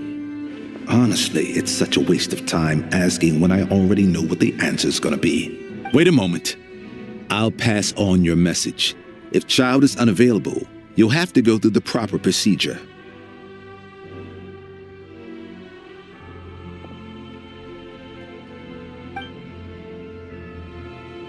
Lord Child is a busy man. He's probably not in Glupov at the present. If I were you, I'd cut your losses. No point waiting any longer. Even if you two are old friends as you claim, please understand that the Fatui Harbingers are often busy with their official duties. They tend not to stay in Glupov for extended periods. Next time, stick to the rules. You'll make life easier for both of us, Greetings, Lady Marionette. I'll take care of our guest here. It's his first time in Snezhnaya, so it's no surprise that he doesn't know the rules yet. I trust no choice words have been exchanged. No misunderstandings I should be aware of. No, Lady Marionette. No incidents to report. Whew, that was a close call. Good thing I played it cool. Is that right? Good to know. Wait, where's Paimon? Under the weather? That's hard to imagine. She's always buzzing with energy. I take it she's still adapting to the climate. Happens to a lot of people. It's even colder here than in Nodcry. Has she seen a doctor? I can get you one if you need. All right then. Well, let me know if you run into any other problems. Why else? I was just about to sit down for some much-needed tea time when I heard that an old friend of Tartaglia's had shown up outside. No appointment, nothing. And, as obnoxious as it may be to show up uninvited at Glupov, I couldn't help but take pity on the poor soul who was waiting outside in vain. So I had no choice but to abandon my freshly brewed piping hot tea and come to see this mystery guest for myself. Well, I felt our time working together in Nodcry warranted some courtesy. I couldn't exactly let you freeze to death out here in the wind. Unfortunately, I can't invite you inside either. The rules of Glupov wouldn't allow it, and as a Harbinger, I have to lead by example. On the plus side, Snezhnograd actually has some class, unlike Nasha Town. Torchlight Books has a very nice selection of teas and cakes, so we can catch up there. Your treat, of course. Because I already wasted one perfectly good cup of tea today. That's why.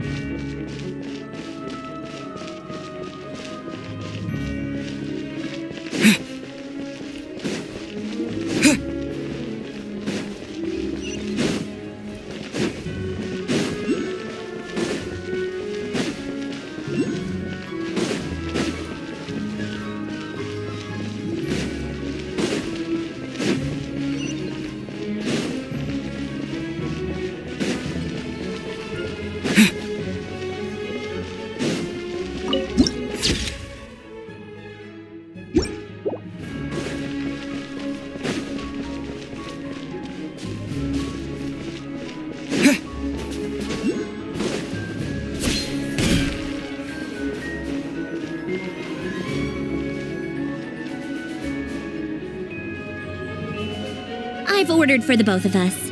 No objections, I assume. I'm sure you trust my taste. Okay, let's get down to business. I'm guessing you don't actually have any urgent business with Tartaglia, per se. You just want information, right? Wanna take a guess? Of course you'd say that. You shouldn't underestimate Counselor Tartaglia, you know. That's right. I'm sure you've heard of the Snezhnaya Vetcha by now. Well, he's busy preparing some paperwork for their next meeting. They'll be discussing yet another extension to Project Stuzha. It's basically all anyone cares about in the Vetcha these days. Yeah, he's more of the shoot first, ask questions later sort, isn't he? It all started with a very detailed letter that Capitano left for the jester, Piero, before leaving for Natlan. In that letter, he detailed the future arrangements for his subordinates. All of his key people were reassigned to Tartaglia. I guess he'd already prepared to leave us for good all the way back then. But Piero didn't reveal the contents of the letter until the events in Natlan had concluded. That was his reaction, too. Why me? With a bewildered look on his face. He'd always assumed Capitano looked down on him. He was a man who kept his thoughts to himself and barely spoke to him the whole time they'd known each other. But he occasionally brought Tartaglia along to my tea parties back in the day. So to the rest of us, it was clear that Capitano had quite a lot of respect for his young comrade. By the rest of us, I mean my tea party regulars. Arlecchino, Rosaline, and... actually, not Columbina. She was probably oblivious to it. Anyway, then the Liues situation happened. Normally, it took a lot to get under Capitano's skin, but that time he was furious. It's not really my place to talk about it, though. You can ask Tartaglia about it sometime. Basically, Tartaglia probably had the wrong idea about Capitano all along. Right up until Piero revealed the letter he'd left behind. Capitano believed that despite Tartaglia's immaturity, he showed great potential. Plus, he possessed a kind of purity rarely seen among members of the Fatui. Yeah, it's one of the few things that I'd agree those two have in common. But there's one other reason why Capitano chose Tartaglia to assume command of his troops. He knew that after he was gone, several of the others would swoop in on his army like vultures. With the ones who stood to benefit the most being the rooster Pulcinella and Regrator Pantalone. Once they divided Capitano's troops between them, they'd be more powerful than ever. No one would be able to stop them. So, you can see why Capitano chose to hand that letter to Piero, right? Exactly. Piero also needed to back a harbinger as soon as possible. And, all things considered, Tartaglia was the best choice.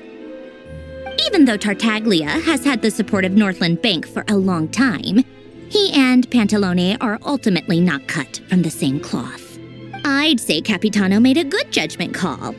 Anyone else caught in this situation would probably feel like they'd been hung out to dry. His best course of action will be to distance himself from any shady business, while still maintaining friendly relations with Pantalone, but seeking Pulcinella's support at the same time. What's the point in having a tea party if you don't spill a little tea? Besides, none of this is confidential anyway. Ask any journalist out there. They'll give you all the lurid details.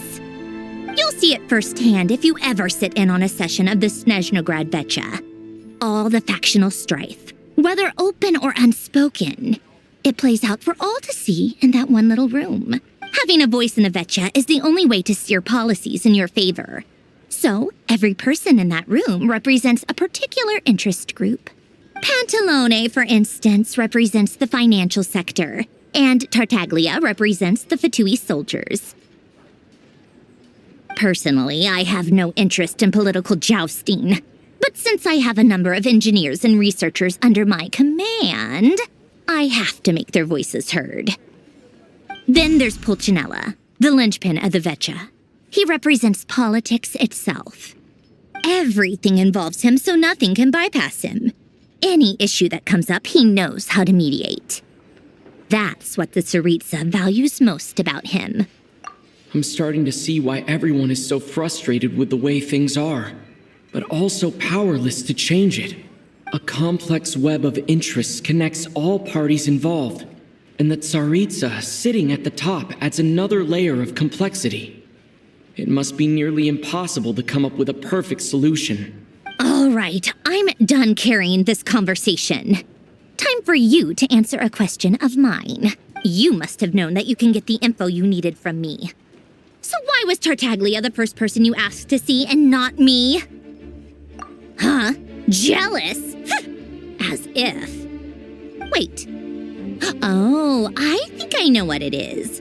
Columbina passed on my message to you before you left Not Cry, right? I only meant you should be mindful of which side you're on.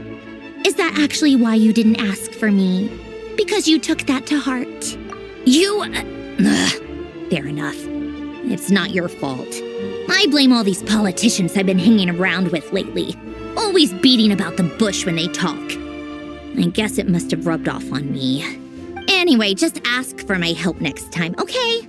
Little things like this are no problem. Lady Marionette. What now? Can't you see I'm on my break? Whatever it is, just leave it on my desk. I'll look at it later. Sorry to disturb you during your break, ma'am, but I'm afraid it's an emergency. Isn't it always? I've told you before, fixing the tracks and transporting ice blocks does not constitute an emergency. The equipment in Svietlo-Laidovka is in urgent need of maintenance. With how the weather's been recently, we suspect that the cause is a buildup of snow, exceeding the maximum weight limit. The supports on one of the machines broke and fell, awakening a dormant beast and leaving many of the ice miners trapped in a nearby ice cave. Luckily, Odette's team was nearby and launched a rescue operation, but we're still facing a severe manpower shortage for both the rescue and engineering teams. I guess that's it then. Our tea party will have to end here. I'm the only engineer you'll need. Do you actually want to come with, or are you just saying that? Nice of you to return the favor. I'll have a couple of people look after Paimon. They can let her know that you had to step out for a while. Given how urgent this is, I'm sure she'll understand. And honestly, I'd rather have your help than anyone else's. Between your skills and experience, you'd be reliable help. Then let's go. You, take 2 people to Pavourier restaurant. Find his room and watch it like a hawk until we get back. If anything happens to Paimon, you'll be answering to me. Yes, Lady Marionette.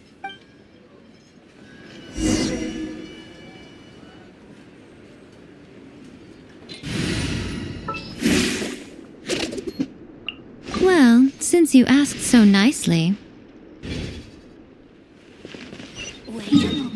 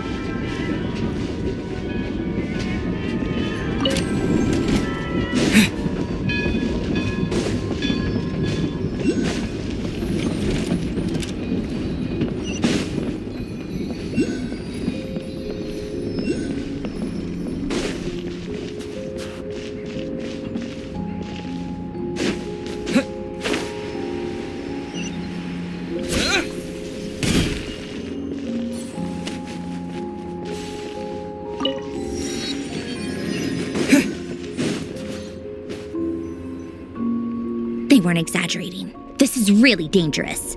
It's a good thing only one of them broke. From what I've been told, most of the trapped miners are over in that direction. Yeah, you do that while I check the rest of the equipment. I'll evacuate the people around here as I go. Meet me back here as soon as you're done.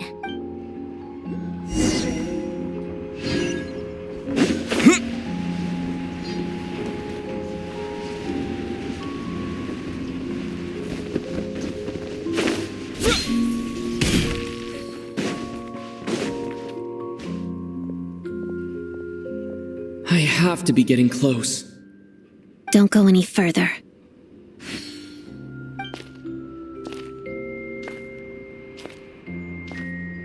It's too dangerous here.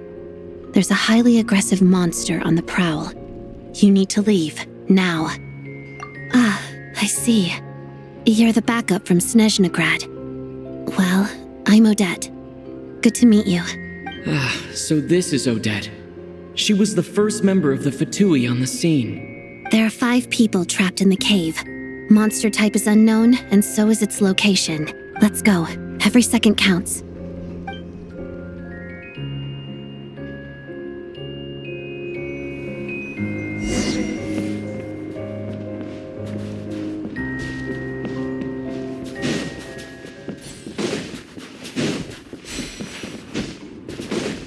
Careful. Something's moving.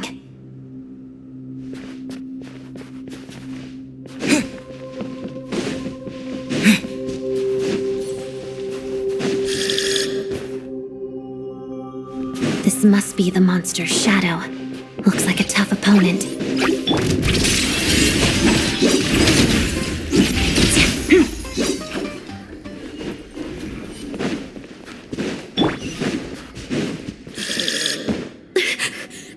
Stay back!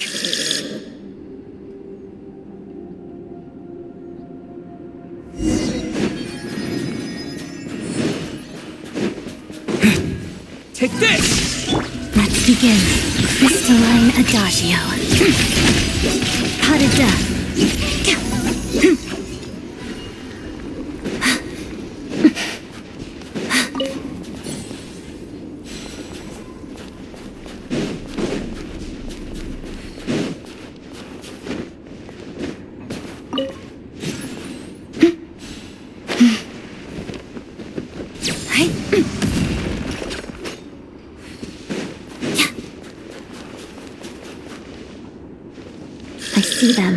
right behind the monster. The monster seems very agitated. It could attack at any moment. Let's make the first move. Shadow me. Pirouette. Witness the snow swan's grace.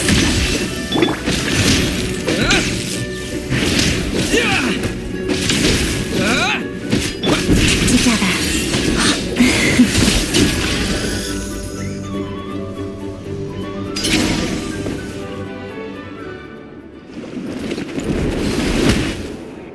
Thank you for saving us. We'd have been monster fodder otherwise. Thank you. Thank you. You're welcome. You should be safe now. Follow this route out. He and I will stay behind to watch the rear. Thank you. Come on, let's go. This way.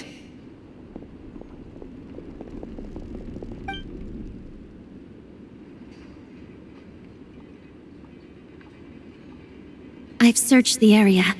Pretty sure the monster made a tactical retreat. Yeah, but with us here, it won't be coming back anytime soon. It may be small, but don't be fooled. It's a ferocious beast. People are just food in its eyes. It's lucky we got here when we did. The trapped miners have been successfully evacuated.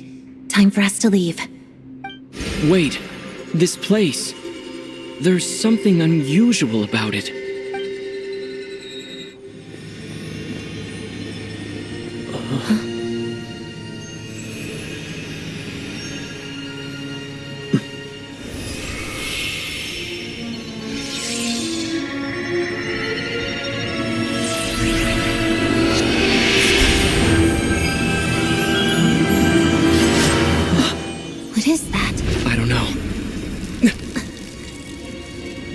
It's back? Guess it has family.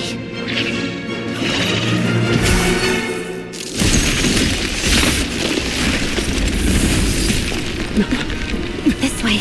Run!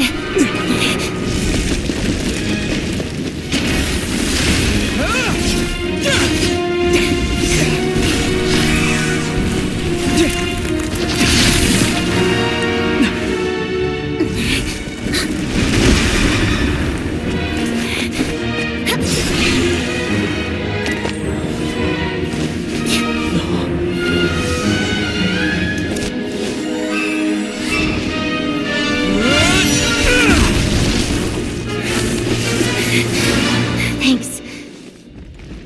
Let's get out of here.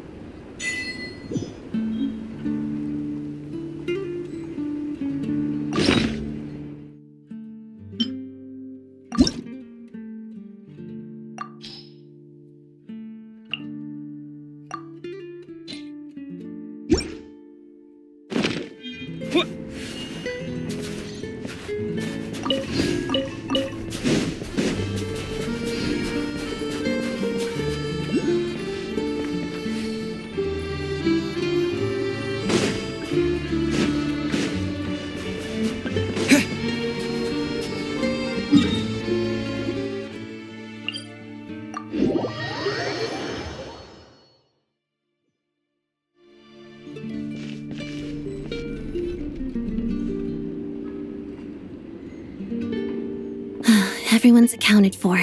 We managed to rescue them all. We also placed a sign at the entrance to the cave, warning people to stay away. You really held your own today. I still don't know your name. Don't think I've seen you before. I'll remember the name. All right then. See you around. Hello, Lady Marionette. I hear the rescue operation was a great success. I knew I could count on you. What brings you here, Odette? Here for a performance? No, a Fatui mission. I happened to be nearby and heard the crash. She hasn't introduced herself then. Odette is the prima ballerina of Snezhnograd. She's quite the celebrity. If you ever hear people mention the two crowning jewels of the Korolievsky troupe, they're talking about Odette and the prima donna, Vodianitsa. On top of that, Odette's also a rising Fatui star. It's looking likely she'll inherit the title of the Fair Lady. She learned all her combat skills from Rosaline herself. Used to be one of her most valued subordinates, too. You flatter me, Lady Marionette. If she's Rosaline's protege, that makes me... Never mind. There's no need to bring it up. No point making things awkward. How's progress on your end, Lady Marionette? Equally successful. I finished reinforcing all the equipment. Took me a little longer without Polonia's help. But the outcome is the same, of course. Even if the heavy snowfall summoned by that monster lasts for another 3 months straight, this equipment won't give way. All right, now that we're done here, it's time to get out of this blizzard. Sure, but Snezhnaya will send someone to investigate and draw up a relief plan. And I guess I'll have to write the incident report myself this time, since it involves a mechanical malfunction. First, Pantalone needs to approve the budget, then Pulcinella has to sign off on the plan. Once they've argued it out and reached a compromise, we can move forward. That's the rough process anyway. Could take anywhere from a couple of weeks to a couple of months, depending on how smoothly it goes. Yup, nothing we can do about it. There's a whole stack of incident reports like this back at the office. The snow has eased a little for now, but there's no telling when that will change with that monster still at large. Fuel for heating is in short supply, and relief is weeks away.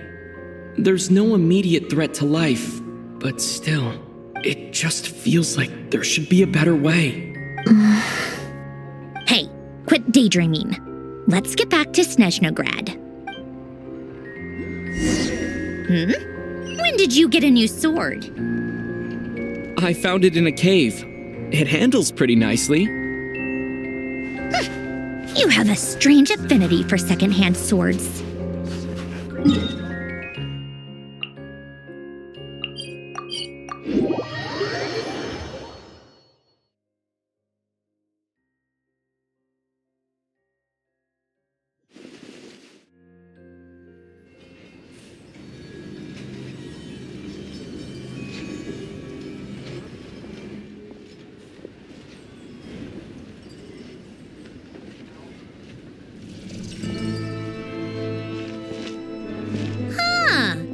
If it isn't Counselor Tartaglia, Mr. Big Shot himself. Go easy on me, all right? I'm still recovering from the interrogation the real Big Shots put me through. Hey, comrade, it's been too long. I heard you came looking for me earlier. Nicest surprise I've had in a while. Good to see you too, Odette. I'm guessing you guys just got back from Sviatlo-Laidovka. How'd it go? Crisis averted? It went fine. How about you? Any new developments? Not really. Same as ever. Growing opposition to Project Stuzha, and the usual rebuttals are starting to ring hollow. The results of the mock vote were pretty dire. Pulcinella was fuming. I've never seen the old man so angry. That's not good news. It takes a lot to rattle him. Yeah, obviously if push comes to shove, there are ways to crack down on dissent. But... Sorry, I have to ask something. This is going to sound blunt, but may I? Huh? Of course, fire away. It sounds to me like everyone's tearing their hair out trying to figure out how to deal with opposition to Project Stuzha. But what exactly is this project's purpose? And how can it be so important that even people like you two refuse to stand up for the ordinary people of Snezhnaya? Interesting. I gotta hand it to you, comrade. You sure don't mince your words. Excuse him? What does he mean, refuse to stand up for ordinary people? Oh my gosh. How does he dare speak to the Harbingers like that? Are you interrogating us now? It's okay, Sandrone. Let me explain. I think I understand where he's coming from. If I could, I'd take your side right now. In fact, my position's very similar to yours. I've only held back on casting a dissenting vote in the Vetcha because the Tsaritsa would never let me get away with it. Still, I have a responsibility to the Fatui armed forces, so I do what I can to make their voices heard. Most of them are just regular folks from small towns far from the capital. I'm sure you've seen how much those kinds of places are struggling right now. Oh, and for what it's worth, I'm from Arepasak myself. Things aren't going so swell there either. The Tsaritsa wants to create a better, safer future for the people of Snezhnaya, but she's thinking long term. I don't doubt that from where you're standing, Project Stuzha seems to be creating all sorts of issues for everyone. But considering the Tsaritsa's vision for the future, these are sacrifices worth making. Sounds cold, I know, but I promise it's not as black and white as it seems. Maybe Snezhnaya and I can't oppose Project Stuzha outright, but we're constantly raising our concerns in Vetcha meetings. And even though we can't put an end to it, there are plenty of other ways to make a difference. We're trying everything we can think of, and so is Pulcinella. I respect Her Majesty the Tsaritsa and trust her decisions. But at the end of the day, I'm still just a normal guy who cares deeply about my homeland. And my family, who all live here. There's no way I would ever abandon them. As contentious as things can get within the Vetcha, there's no selfishness or malice behind it. Everyone wants to get through this period as smoothly as possible. The issue is that there's no way of pleasing everyone under the present circumstances. Most of the time, we're trying to decide on the lesser of two evils, which obviously isn't a great look. But that is not the same thing as being blindly loyal to the Tsaritsa. No one's got their head in the sand here. We're all well aware of the way things are. We're just doing our best to make it work. In fairness to Sandrone, she rushed to Svietlo Lidovka's aid the moment she heard that people were in danger. And even Tartaglia, who used to only care about the thrill of the fight, is clearly doing his best to rise to the demands of his new role as counselor. Hey, come on. There's only so much we can say, so don't press us too hard.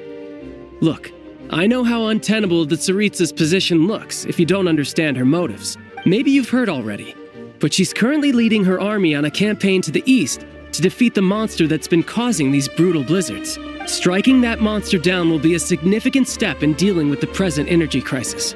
As laser-focused as she is on realizing her lifelong ambitions, she's still putting time and energy into taking down this powerful monster. To me, that says a lot. If she thought Snezhnaya and its people didn't matter in the grand scheme of things, why would she waste her time on something like this? Thanks. I meant every word I said, though. I wasn't just trying to placate you. I've already done more than enough diplomacy for one day. I still think this adventurer raises a very important point. Our two harbingers have made their positions very clear.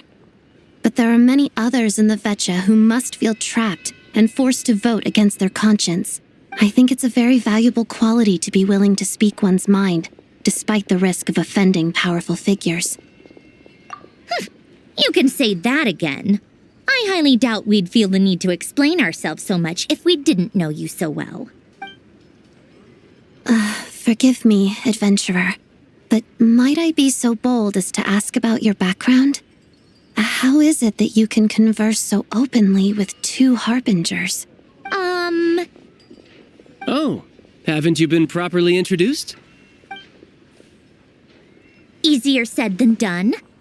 I like to think I'm not the kind of person who goes around busting open people's old wounds. I've only learned his name so far, and no details of his experiences.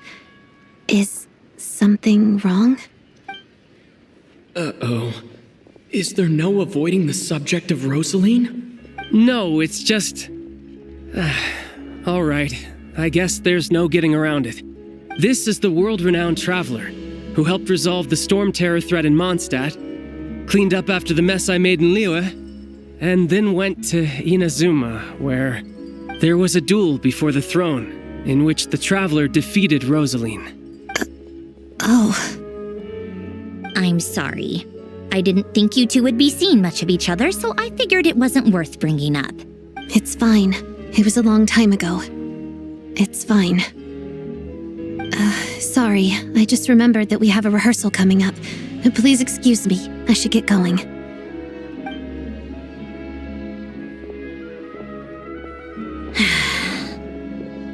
I've mentioned this to you before, remember? She was Rosaline's most valued subordinate. But they didn't actually get along. Not that Rosaline was really the type of person to make friends, but death has a way of resolving a lot of conflicts. Don't let it weigh on you. Like she said, it was a long time ago. It's in the past now. Odette has a very different personality from Rosaline. Give her some time. I'm sure she'll work through it. Oh, by the way, where's Paimon? It's not like her to hide away. She hasn't been feeling well, so she's resting at Podvorier restaurant. I got a couple of my people to look after her while we were gone. Oh, right. Sorry to hear that. Poor thing. Reminds me of when Tonya was little. She really felt the cold back then. Used to get ill all the time. I felt so bad for her seeing her lying in bed, coughing. She was so mature for her age, though. Whenever someone came to visit her, she'd greet them with a smile and would never complain. I'm sure Paimon's a good kid, too. You're a little short on manpower, right? Let me have a couple of my people take over for yours. I'll send my most capable and reliable. They'll make sure Paimon can recover in peace. Well, that would be great. Your people are more qualified. Hey, don't mention it. I'm sure you have things to do. Hopefully this takes a load off your mind. So no more accusing me of not being on your side, all right? Already? That was quick. I'm afraid I can't help you there.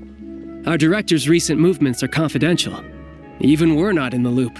If you hadn't told me, I never would have known he'd gone south. I assumed he'd been in Glupov this whole time. Well, I guess I'd better go sort out Paimon's security situation. I have some other work to catch up on at Glupov anyway. Me too. I have an incident report to write up.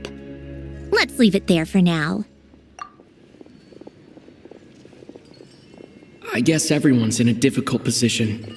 But Tartaglia's right. I have things to do. Things I want to do. And things I ought to do. To start with, I should ask Alosha if he knows any way to help Svietlo Laidovka.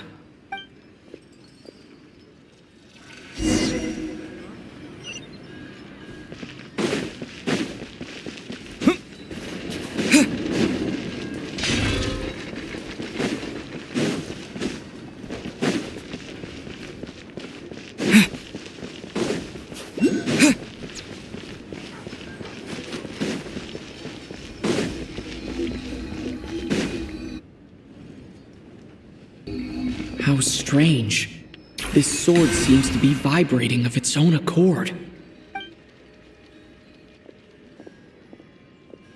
It's a very faint vibration, but it's getting stronger as I get closer to the statue of the Seven. Does this sword have some connection to the statue? But all it does is vibrate, even when I touch it. That place I got this sword from was definitely out of the ordinary. Maybe I should try channeling the power of cryo.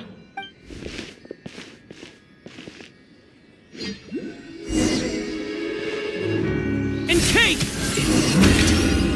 There really is something special about this sword.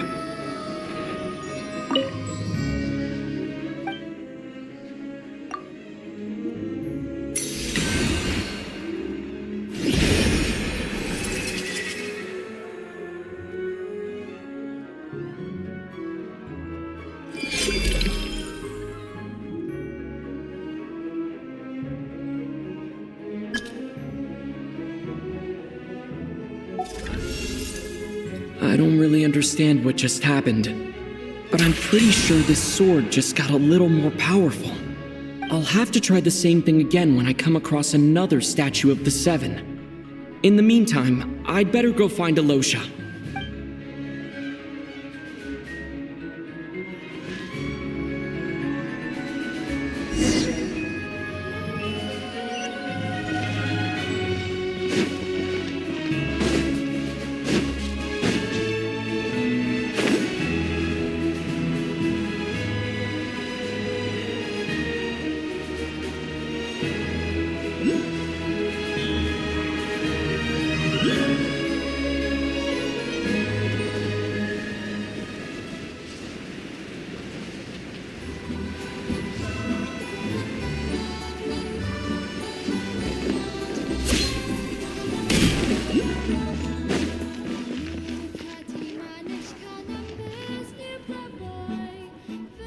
Hello there.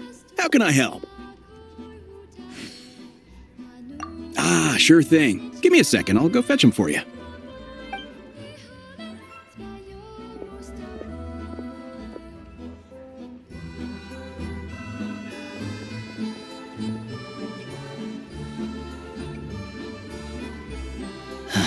It's a familiar story.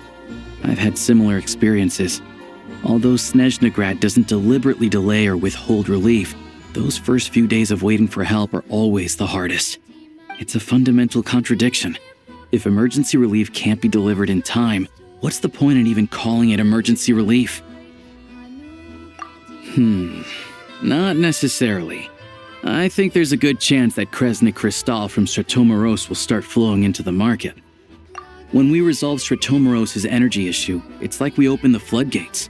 A huge backlog of crystal is now available to the townspeople. There's no way they can use it up at once. A lot of them will probably stockpile it and slowly work their way through. Probably a good idea, since energy prices are only going to keep rising. But there will always be people who urgently need Mora. Exactly. At the current prices, selling crystal is an easy way for an ordinary person to make a fortune. Hey boss, how much do I have left in my account? 1 second, let me check. So, you're planning on buying the crystal out of your own pocket? Yeah. I don't know if I have enough, so I'll chip in a little extra and buy as much as I can afford. No, it's fine. You're new to Snezhnaya, and you have your own living expenses to worry about. Besides, you're already providing the train. Here's your Mora. See what you can find at the market. But I doubt there'll be much crystal left. Yeah, well, can't hurt to take a look. Let's see. Huh?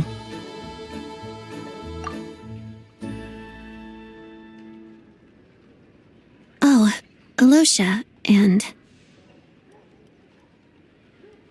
Hello? I didn't realize you two knew each other. Yeah, I take on some odd jobs in the city to supplement my hunting income. Sometimes I work as a cleaner or prop hand at the theater where Odette is one of the big stars, so I've met her a few times. When the weather's as bad as this, it's better for a hunter to adapt than to keep looking for game. Yes, and we sometimes need extra help.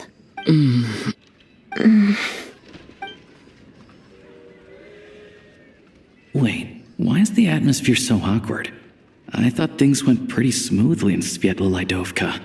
So, what brings you here, Miss Odette? Looking for some new props? No. After I got back to the theater, I couldn't stop thinking about the situation in Sviatlo-Lidovka. It bothered me so much I couldn't focus on my dancing. So I decided I'd come here and see if there's anything I can do. You too, I presume. I suppose that's why you're here. I didn't feel comfortable expressing my true opinions in front of the Harbingers.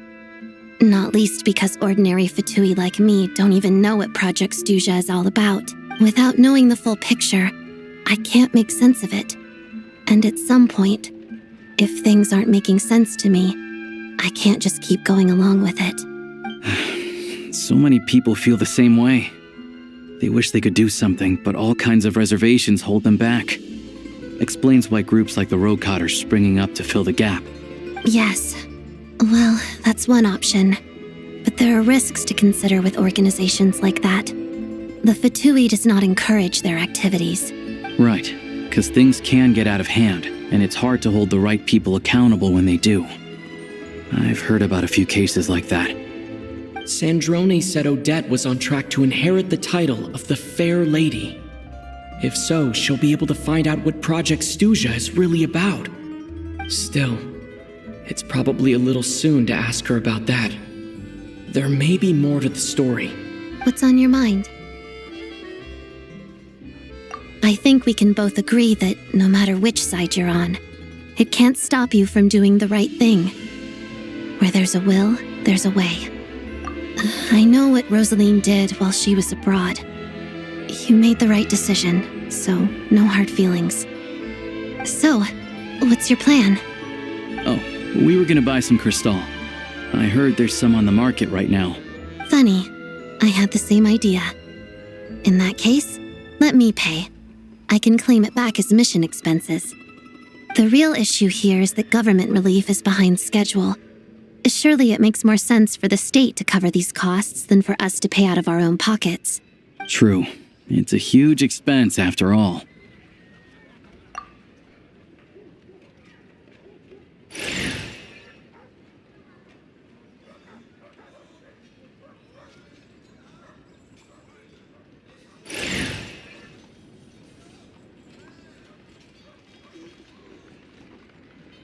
Let me see. I'll take it all, please. And I'll be needing a receipt. Right. Choose mission budget under the expense category, but be sure to specify emergency rescue operation in the description. Otherwise, the normal reimbursement limit will apply. Let's book this train. Regulations say that if we need to transport Kresnik Crystal during Project Stuja, extra carriages can be added 1 hour before departure.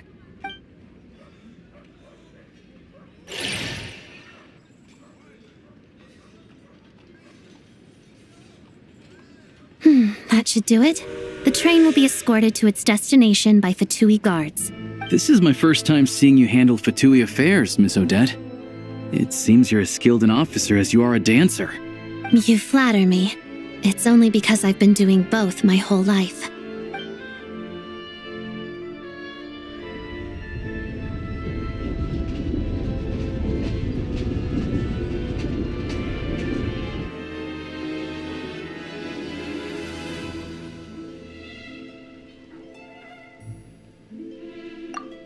Anyway, I bet you've been non-stop today, am I right? Any idea how Paimon's doing? What's wrong? Who's Paimon? His travel buddy. Hasn't been feeling well.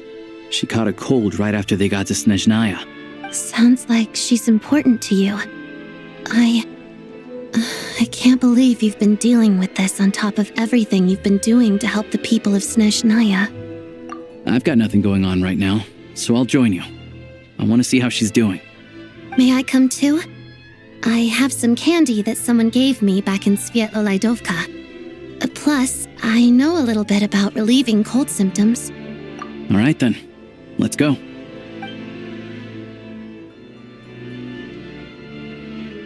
I still don't know what the deal is between these two, but at least the tension seems to have vanished. A good sign, hopefully.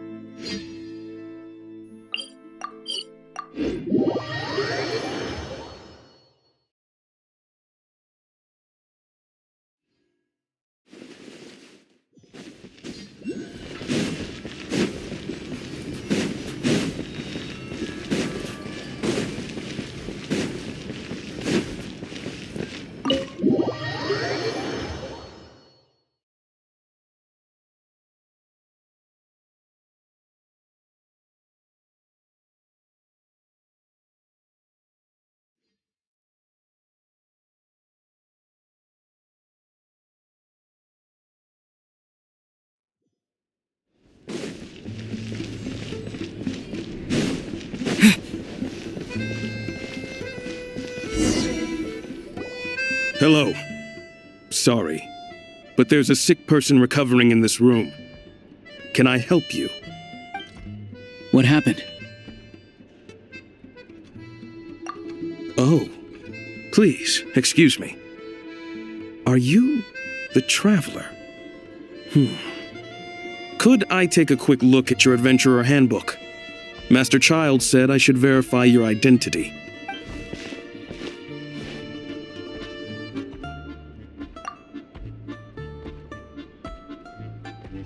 Ah, it's really you. Sorry for the inconvenience. We're under strict orders from Master Child to keep this room well guarded. At the same time, we can't interfere with Podvoye Restaurant's business. That would only seem all the more suspicious and draw unwanted attention to this room. Besides myself, a few of my colleagues are stationed in and around the restaurant, in plain clothes, of course. Rest assured, you're in safe hands. I didn't expect such a high standard of protection. Well, Master Child handpicked us for this special assignment. We're not about to let anything go wrong. Anyway, I won't keep you any longer. Please, head inside.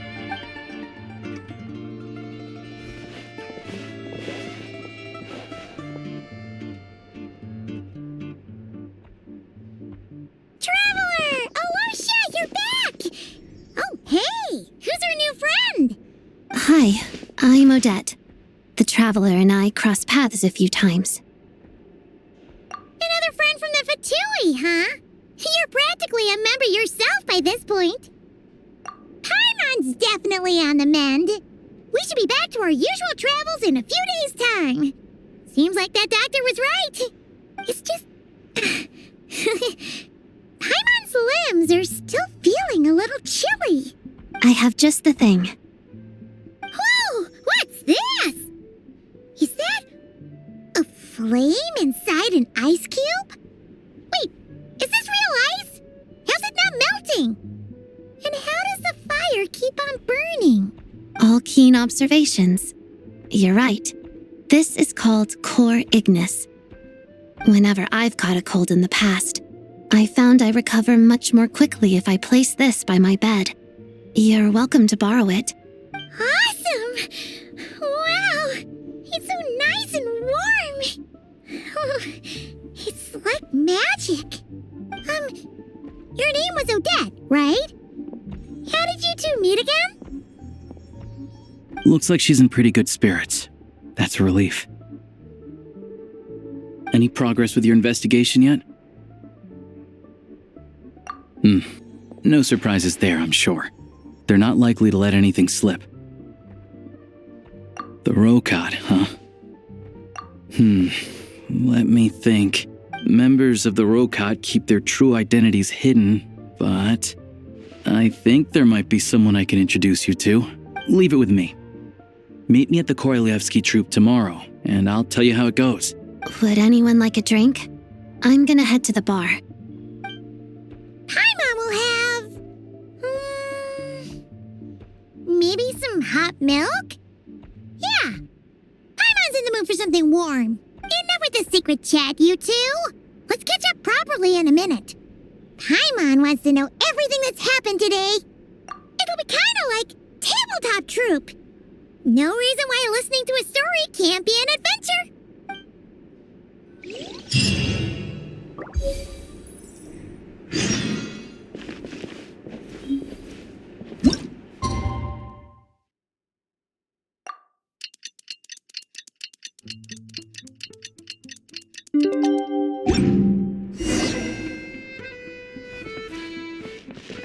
The boss is gonna give Paimon a copy of the latest newspaper to read. That should keep Paimon entertained.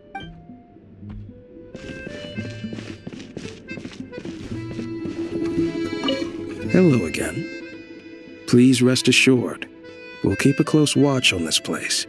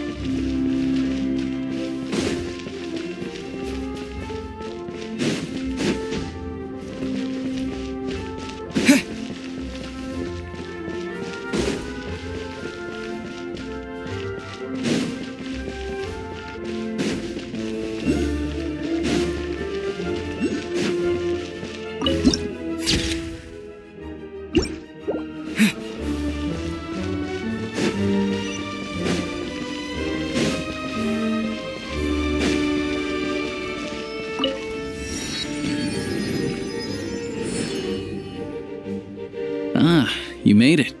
I've got some tickets, and I managed to set something up with the Rokot. It'll have to wait until after the show, though. Happy to stay and watch? I doubt you've seen the Korolyevsky troupe on stage before. Pleasure. Here, this is the way in.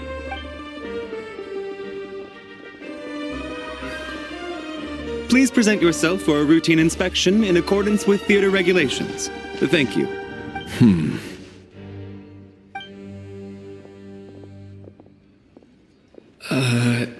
Is that guy with the Fatui? Looks like he's waiting for something. Okay, all done. Thank you for your cooperation. Please proceed through to the theater.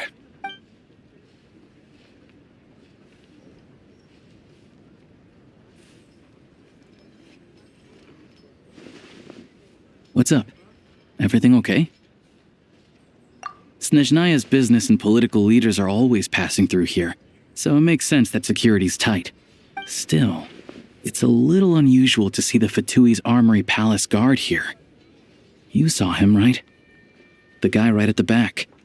Strong, silent type. His name's Valeri. He's part of the Special Assignments Battalion, but I only ever see him here for one thing. To look for a guy named Mitya. Supposedly a researcher, though he never seems to put much time in at the office. The theater is one of his favorite places to hang out when he's playing hooky from work. But that's not for us to worry about. Let's go. The show's about to start.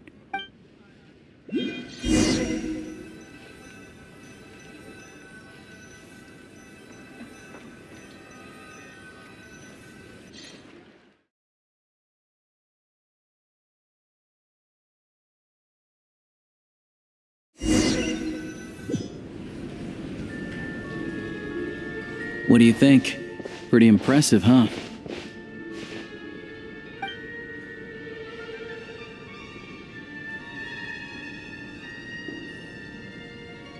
Oh, the one in Fontaine? I hear it's iconic. Never seen it for myself, though.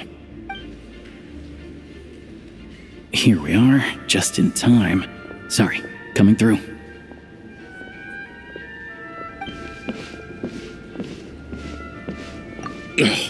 If you're gonna show up late, keep your mouth shut. What's his problem? Whatever. No point arguing with people like that. Look, there she is. That's who I'm introducing you to later. She's the lead singer of the troupe, Vodyanitsa.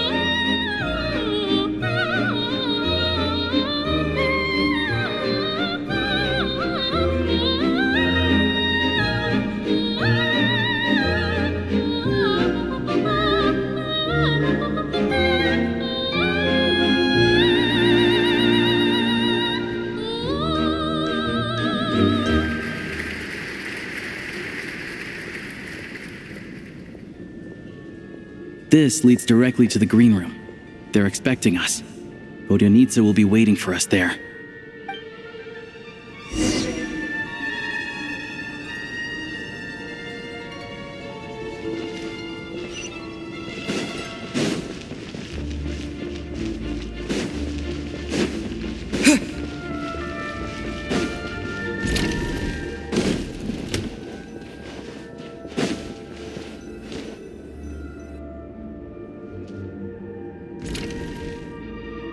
Hey there. Excuse me. Can you believe it? I am so mad right now. Come in. Oh, it's you two. Huh? You know each other? Oh, wait. Is this who you were telling me about? one you met yesterday and couldn't stop thinking about? I never said that. Yes, you did. Why are you denying it? It was right before I went on that rant about the moody factory owner. Oh, I remember it so clearly. Might I ask what brings you two here? Oh, I just brought him here to see the show. And when it finished, he was full of praise for Vodionitsa's performance. So I thought I'd try my luck, see if we could get the chance to chat for a bit. Maybe get an autograph? You work here. You of all people ought to know that's against the rules. It's not what the green room is there for. Oh, what's the big deal? Come on, don't be shy. I can give you an autograph. You can take a picture too if you want. Do as you please. I finished all my shows for the day. I'll leave you to chat.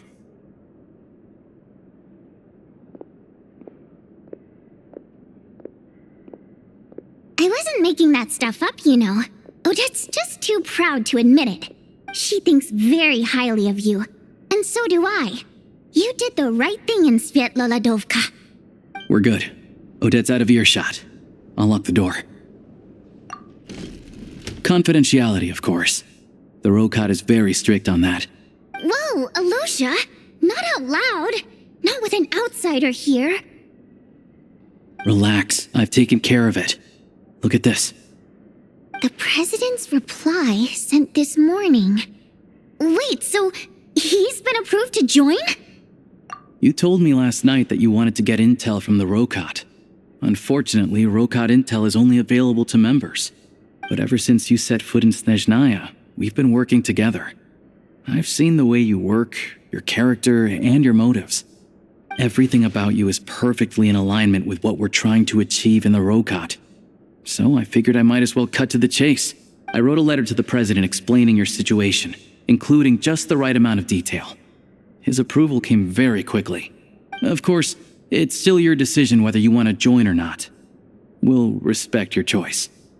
Well, assuming Odette was telling the truth and she didn't misjudge you, I guess we don't need to worry about you blowing our cover. Still, you gave me a real fright. I didn't know that's why you came looking for me. So, that stuff you said about admiring my performance, was that just because Odette was here? Did you actually mean it? Now you're talking. That's what I like to hear. Anyway, let me give you a quick rundown of how things work. Like I said, the Rokot is a covert organization, and we hide our identities. Members typically don't meet in person or even know each other's identities. This helps us maintain a high level of independence and secrecy. Because of this, members are basically free to decide their methods without constraints, so long as the outcome of any activity doesn't violate the organization's principles. After all, we don't have any ostensible contact with each other. This way, if anything goes wrong, no one else will be implicated. Beyond the freedom to choose how you operate, it's also your choice whether to act at all. We have plenty of members who have yet to take any action. In short, joining the Rokot in and of itself won't place any restrictions on your activity in Snezhnaya. There's a code of conduct you can read if it interests you. But basically, as long as you don't plan on using your anonymity to go around doing evil, you'll be fine. I tried reading it 5 or 6 times. Never made it all the way through. Even the most lackluster script makes for more interesting reading. Great. Then I'll go grab an official application form. Be right back.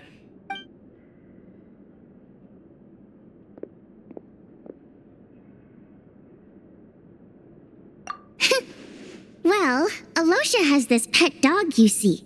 His name's Tagarin, and this one time, Alosha brought him backstage. Tagarin took quite a liking to me, so I played with him for a little bit and fed him some treats.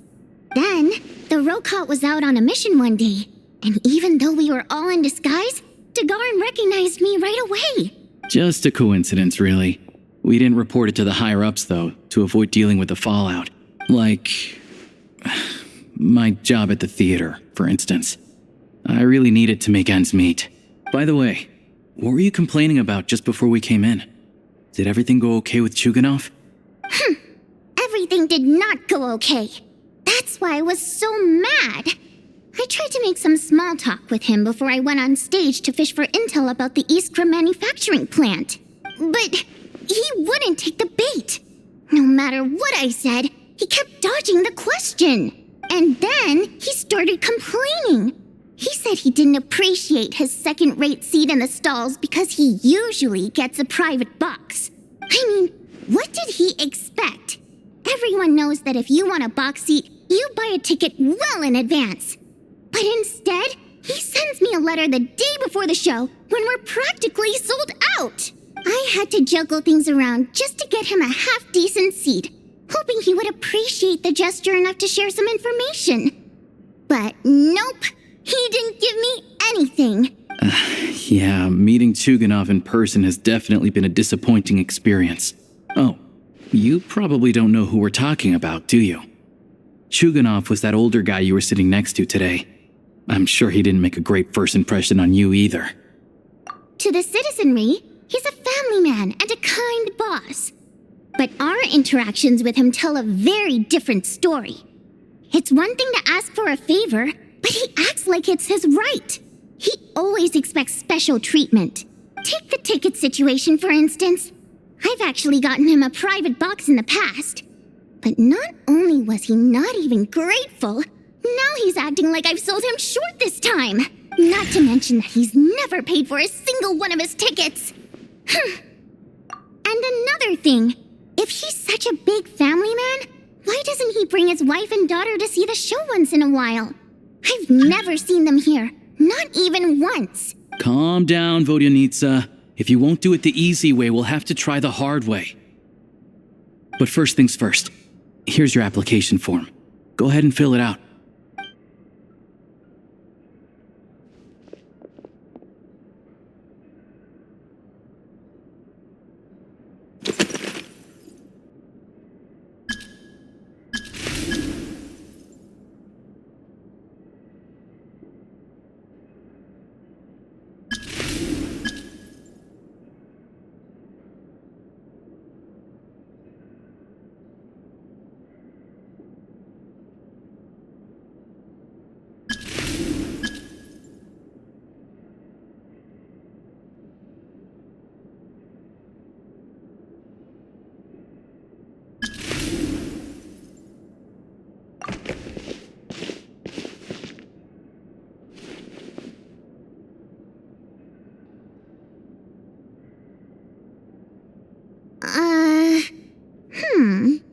Looks like I'll need to make a few little tweaks here and there.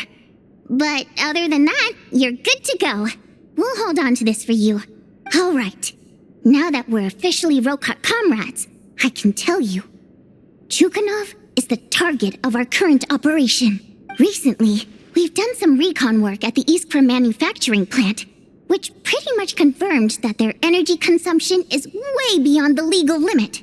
All we need now is some direct evidence to present to the Vetcha, so we can demand that they shut the plant down. That way, the Kresnik Crystal can be allocated to where it's needed most. I was hoping he might let slip during one of our chats, but he's too tight-lipped.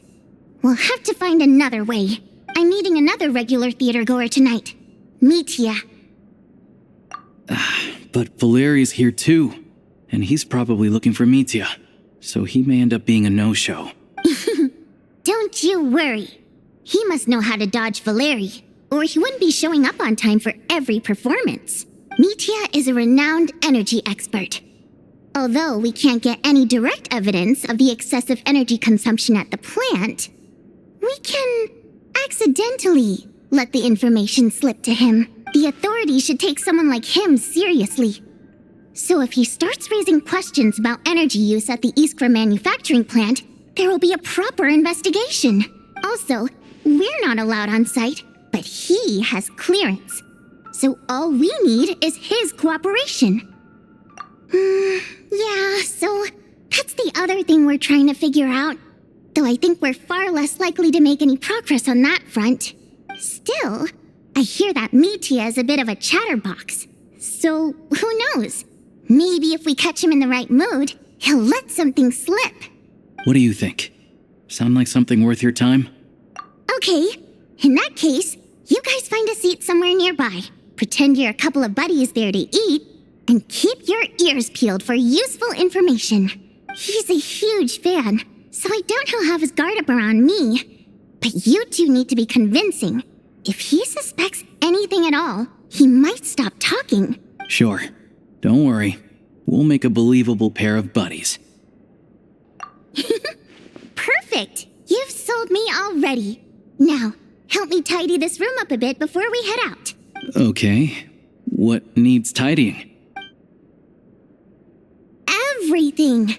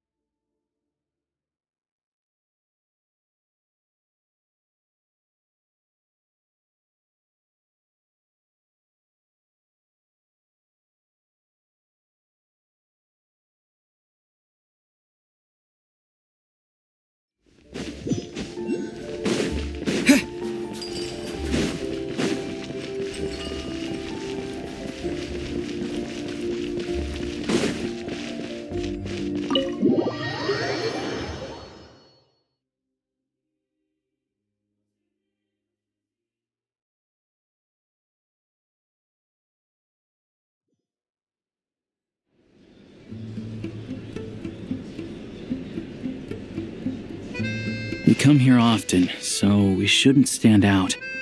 Let's sit here. Now, it's up to Vodyanitsa. Let's see how the conversation goes.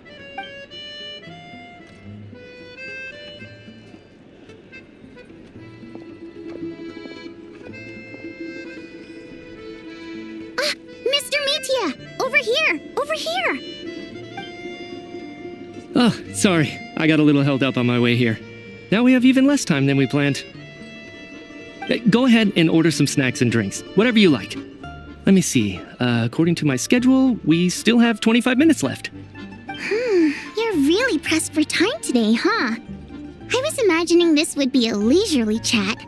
If you'd prefer, we can always reschedule for another afternoon when you have more time. No need. Getting to meet the lead singer is a very precious opportunity for me. I'm not about to pass it up.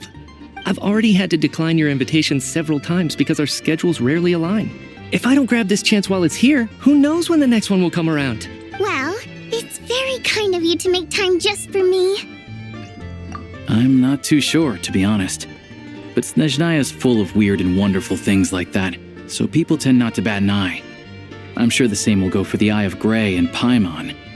The reason I invited you out for tea and a chat today was to get some feedback from a true fan of the theater. Well, I genuinely have nothing bad to say. No matter how many times I hear you sing, it never gets old. It always seems fresh and new somehow. Maybe it's because the more times I listen, the more details I notice.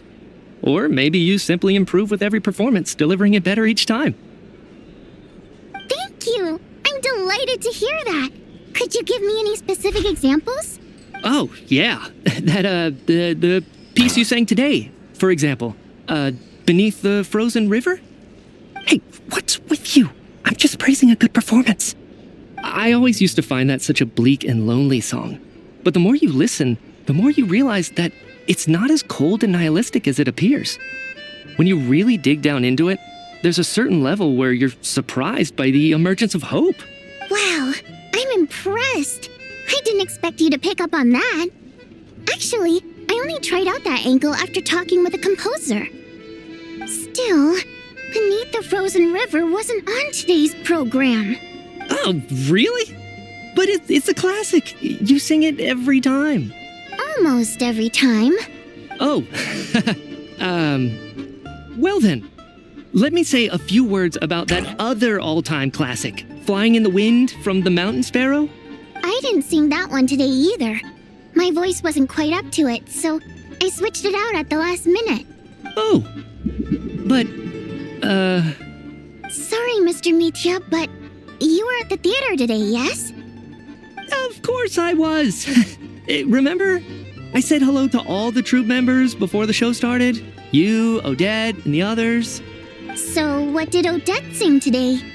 Elegy of the Snow-Winged Goose, of course. Correct.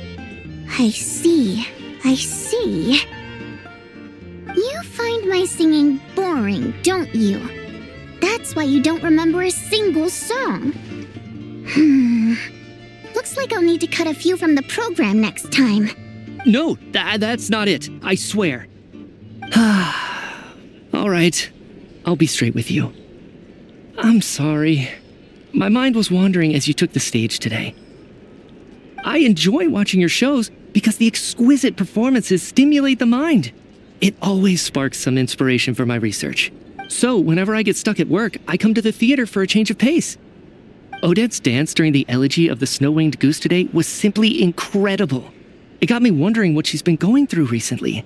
That look of sheer defiance in the face of utter tragedy? It was so inspiring. I started scribbling in my notebook right away. Not that I made a ton of progress in the grand scheme of things, but I still think it was productive. By the time I snapped out of it, the entire show had finished. So what you're saying is, you didn't listen to my singing at all? Unfortunately not. I'm sorry, I don't know which is more disrespectful. The fact that I don't always come for the show itself, or the fact that I missed your performance. Seems like things are getting a little awkward. Metia just stepped into a conversational minefield. If there's one thing Vodyanitsa doesn't like, it's people who show disrespect for her performance. This meeting was so hard to set up. Don't tell me it's already falling apart. It's fine. I suppose this is affirming in its own way. At least, it shows that our performance really touches people's hearts, right? Don't let it bother you.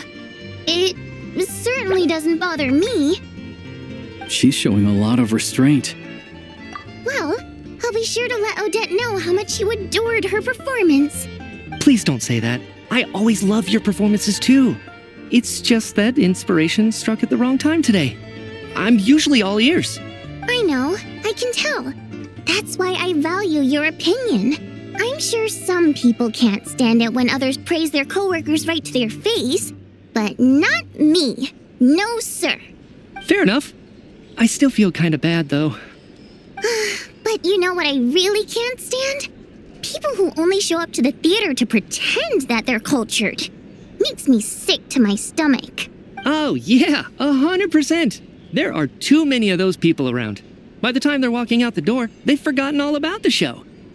What's wrong? You look furious. I don't know if you've heard about the boss of the Iskra manufacturing plant. He isn't even a theater investor, but he always demands the same privileges as actual investors. Box tickets only, premium drinks, even the right to request specific songs. Well played, Vodyanitsa. Seems like she's harnessing her rage to steer the conversation back on track. Now that you mention it, I've interacted with that guy before. I gotta say, everyone holds him up as an example of a benevolent businessman, but I don't know. I don't see it. Yeah, he couldn't care less about what's happening on stage. He's just there to flaunt his social status. I hate that I have to prepare programs for guys like that. What's the big deal with that factory he runs anyway? I asked around a bit and heard some pretty shocking stories. Sounds like he's just another greedy capitalist. Oh, really? Yep, the things people are saying are pretty damning. Low wages, insanely long working hours, equipment running around the clock. And as if that's not bad enough, he also strictly forbids his employees from giving any kind of interview. Project Stuja has now been extended so many times, we're at the point where Crystal rations for the common folk are barely enough to survive on. Yet he even wants to get his greedy hands on them just to boost his own profits. If the rumors are true, he's in serious violation of the law. Interesting. So you've heard about it too. What? So it's really true? Who knows? I've only heard the same rumors. The Rooster's been coming down on us hard lately, demanding that we track and trace every single batch of Crystal. My coworkers in the Department of Energy have been tearing their hair out over it. The Rooster? I didn't realize he cared that much. Yeah, Even though there are no restrictions on crystal trading, the poor will wind up freezing to death if we let the rich buy as much as they want. That's clearly unfair. Looks like we'll need to arrange an investigation into the Iskra manufacturing plant as soon as possible. I never knew you kept up with current affairs beyond the theater, Miss Vodyanitsa. You really have a heart for the common person. Most Fae in your position have long been indifferent to the plight of humans. Well, those of us who choose to live in human cities are naturally going to pay attention to any significant upheaval. Isn't the rooster a Fae himself? I'm just surprised to learn that even someone with as much experience as him is getting so stressed out over Project Stuzha. What is the end goal of this project anyway? This is it. We're finally going there. I'm sure Mitya can sense on some level that she's fishing for information. But since their conversation is so relaxed, he might just let something slip. It's stressing me out too. If I'd only made better progress with my research, things wouldn't have dragged on this long. Oh, so your work is related to Project Stuzha? That's right. The Armory Palace needs a brand new energy source. Not the power of the Light Realm and not elemental energy. Right now, the only thing that meets the requirements is the power contained within stellar linchpins. But harnessing that power is costly. Each step of the process requires enormous amounts of Kresnik crystal, from extraction to quantification to attempts at conversion. Progress has been painfully slow, and the team is getting burned out as time goes by. Sometimes, I see people staring into space as if in a trance. Could it be that this new energy source has side effects? No, it doesn't affect us, because the energy is used for...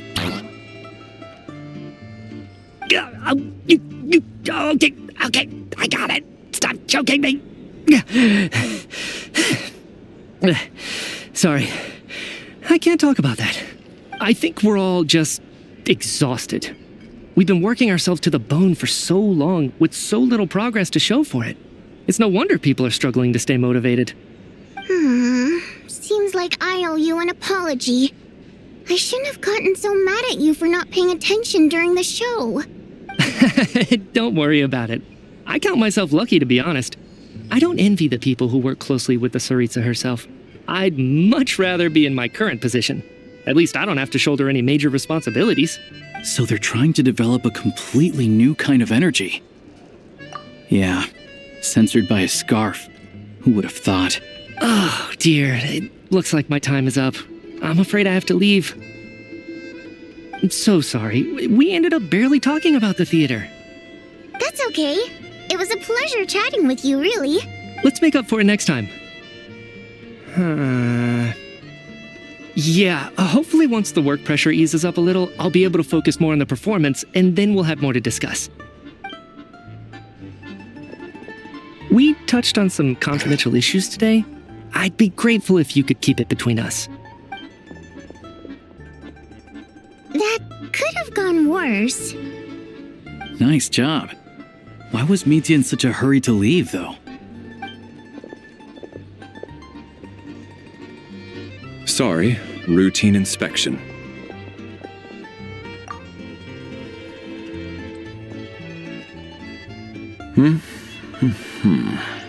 Okay, let's go.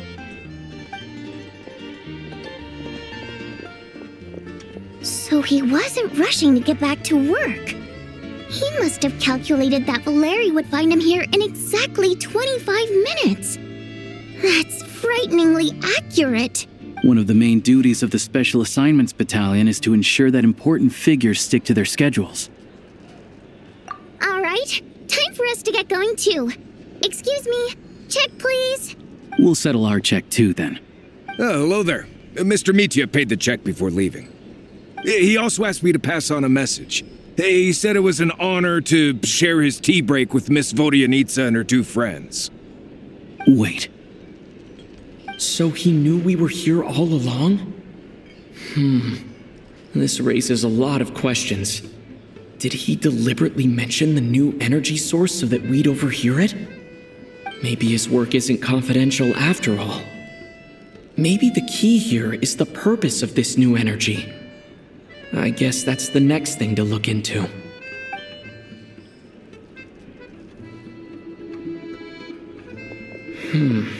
Vodyanitsa and Alosha have left. Time to head back and call it a day.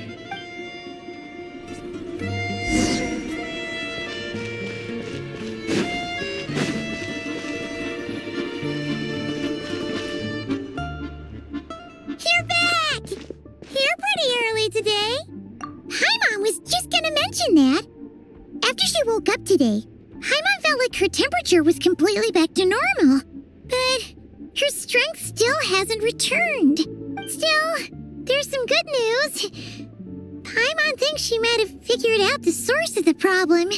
It's like there's some kind of mysterious power affecting Paimon. Paimon's never felt this way before during any of her travels. She only started feeling this way since we arrived in Snezhnaya. That's right. The Armory Palace needs a brand new energy source. Could that have something to do with this? What is it? You're making that face again. You know, the one you get whenever you have a light bulb moment?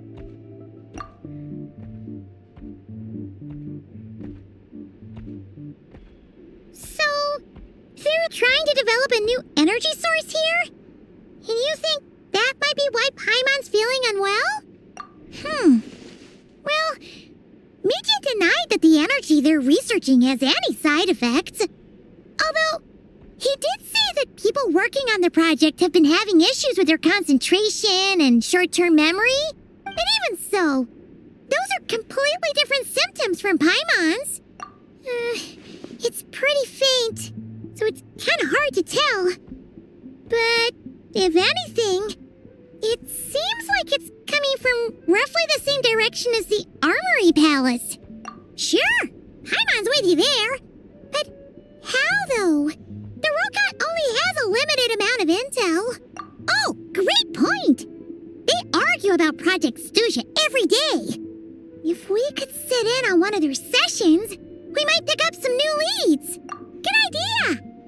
Oh yeah, while you were out, Paimon tried all the yummiest looking desserts in the Potpourri restaurant. This one seemed right up your alley. So, Paimon saved some for you. Come try it once you finish writing your letter.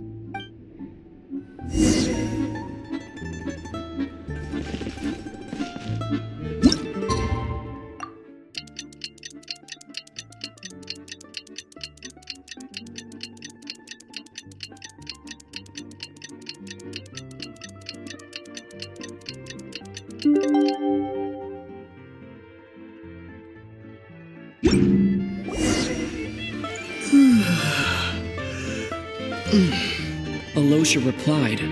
He says that we won't be able to speak at the Vetcha, but he can arrange for us to attend as visitors. Time to get ready. Then head to the Snezhnaya Vetcha. You're back! Paimon's been working on the crossword puzzle in the newspaper. It's actually pretty fun. Oh, shoot! Paimon forgot the next word. Oh, she had it a moment ago.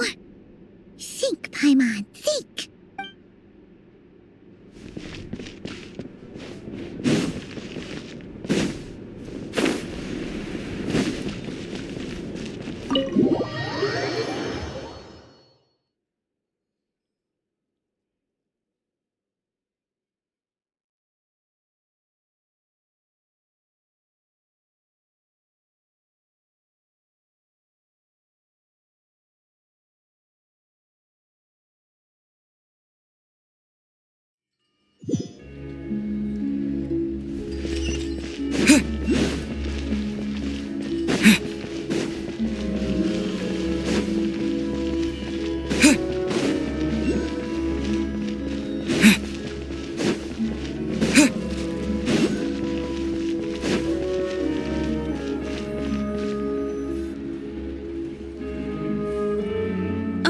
Miss Vodyanitsa, prima donna of the Korolievsky troupe. What a surprise meeting you here. Will you be sitting in on a session of the Vetcha?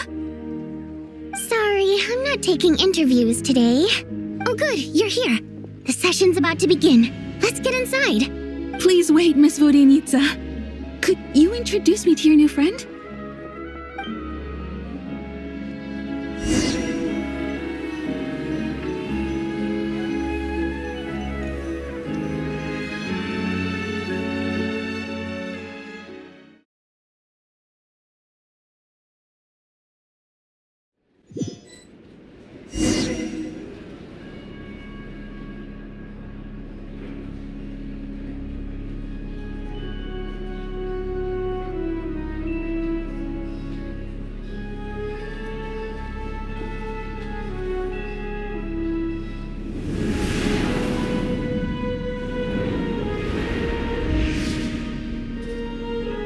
In summary, the energy management commitments made for the outgoing period have been delivered upon. Furthermore, both the production and consumption of Kresnik Crystal show clear signs of stabilizing. The relevant agencies have assessed the present circumstances and determined that the status quo can be sustained until the next period. For detailed statistics, I would refer you to the industry reports that have been distributed to all persons present. It should also be noted that while the recent blizzards have led to a significant increase in people's energy expenses, this is strictly a short-term phenomenon associated with a remotely located monster. Her Majesty the Tsaritsa is giving her full attention to this matter. We should have every confidence that it will be dealt with swiftly and conclusively. A financial report on disaster relief is also present in this report, courtesy of Pantalone.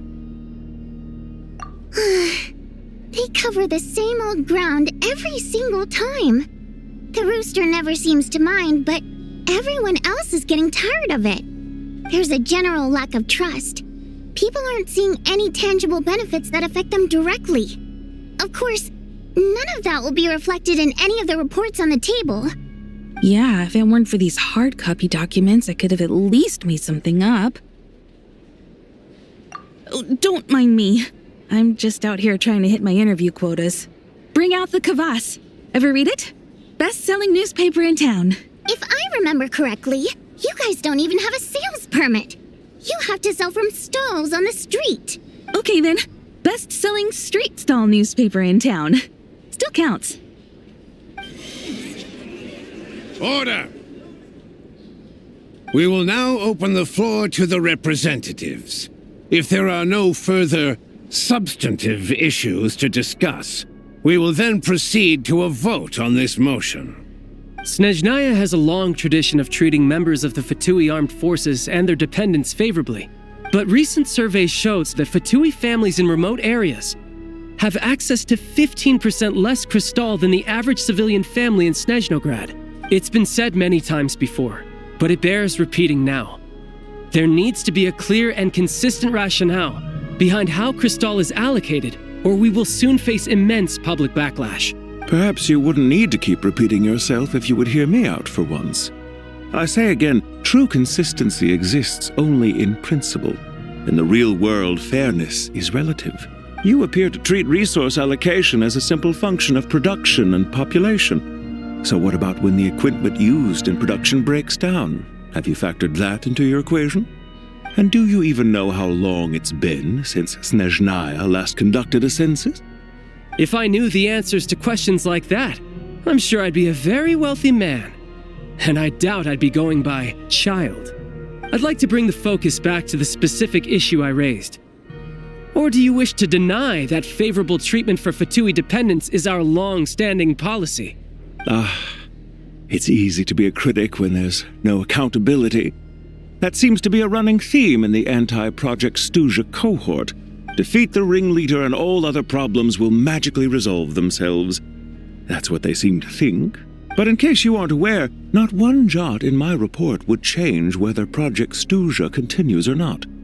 So you have no intention whatsoever of finding a solution to this problem? On the contrary, I'm the only one here who ever brings solutions. Child opened by speaking up for the armed forces. Regrator struck back with style and a war of words ensued. Our reporter was live on the scene to get the audience's reaction as it all unfolded. Who do you support? The people have spoken! Child received raucous applause from the crowd as he pushed Regrator onto his back foot with a relentless barrage of questions. It had to be seen to be believed. Now you see why they don't have a sales permit. However this reporter wants to spin things, I haven't forgotten that Tartaglia was representing the Northland Bank when we first met in Liyue. So surely their relationship can't always have been this strained. You two are getting off topic. Let's focus on what the data is saying. Mr. Pantalone, may I speak on your behalf? Oh, please do. I'm more than happy to save my breath. Crystal distribution policy undergoes modifications with each new period. The ultimate goal being to find the most reasonable method of allocation, which I believe is what Mr. Tartaglia also seeks. But I fear many may have been misled on this topic by extremist activists. To clarify, Project Stuja is not the root cause of the problem. It is merely a framework for resource distribution. The most recent reports all point to Snezhnaya's resilience and adaptability during this period of fine-tuning, and give clear indications that a distribution framework is improving with each iteration. To make drastic adjustments without first considering the risks would likely do more harm than good. It would be a waste of the hard-won experience we've gained to date.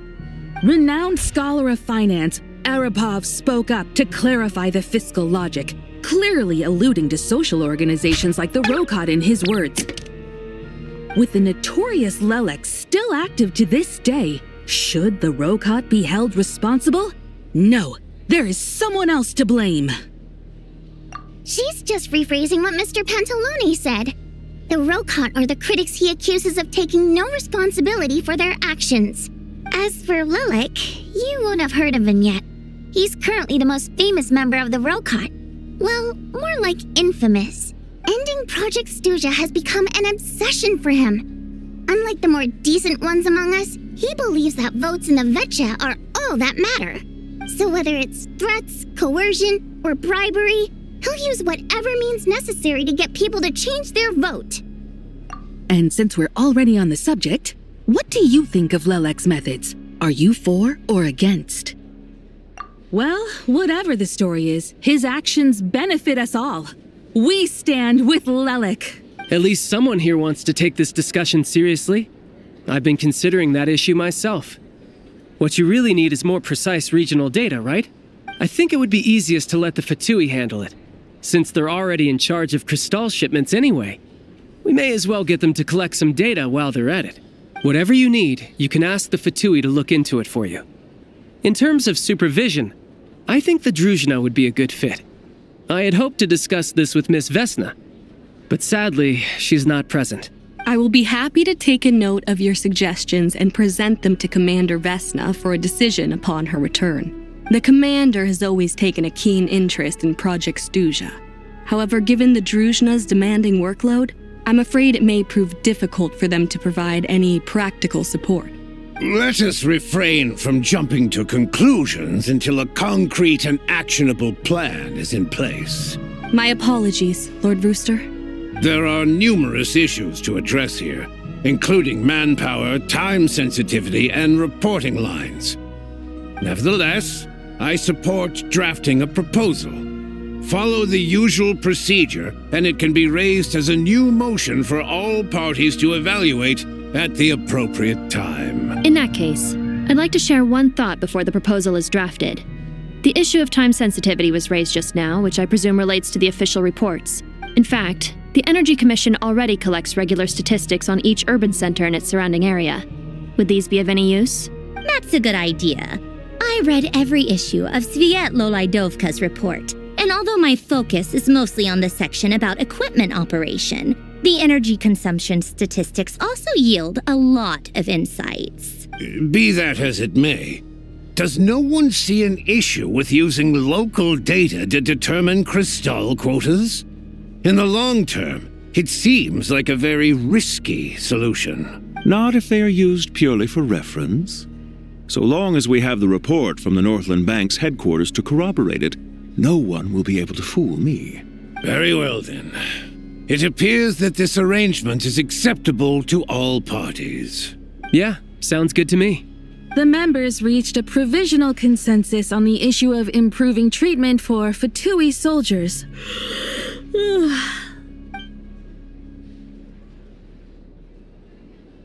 Today, the prima donna of the Korailievsky troupe attended a session of the Snezhnograd Vetcha in the company of a dashing young man. The question on all our minds is, what is the true nature of their relationship? Write anything like that again, and I'm revoking your permission to interview the troupe. Got it?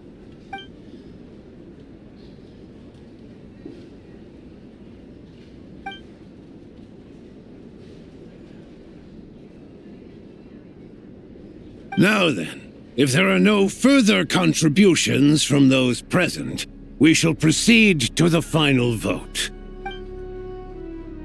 Hey, check it out! What made him vote against? Why now?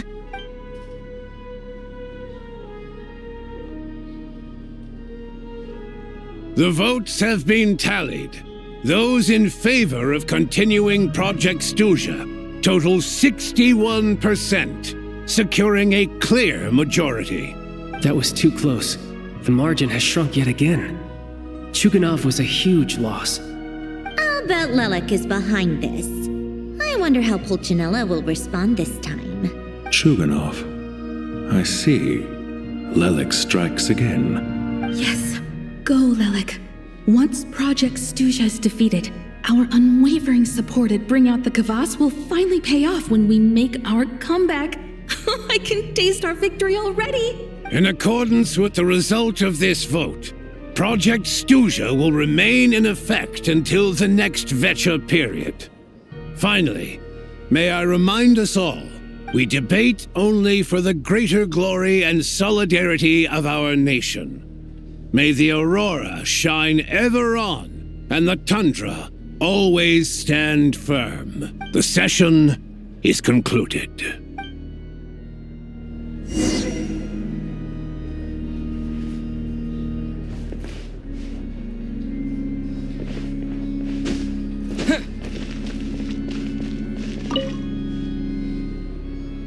I have to say, I really wasn't expecting Chuganov to vote against Project Stuzha.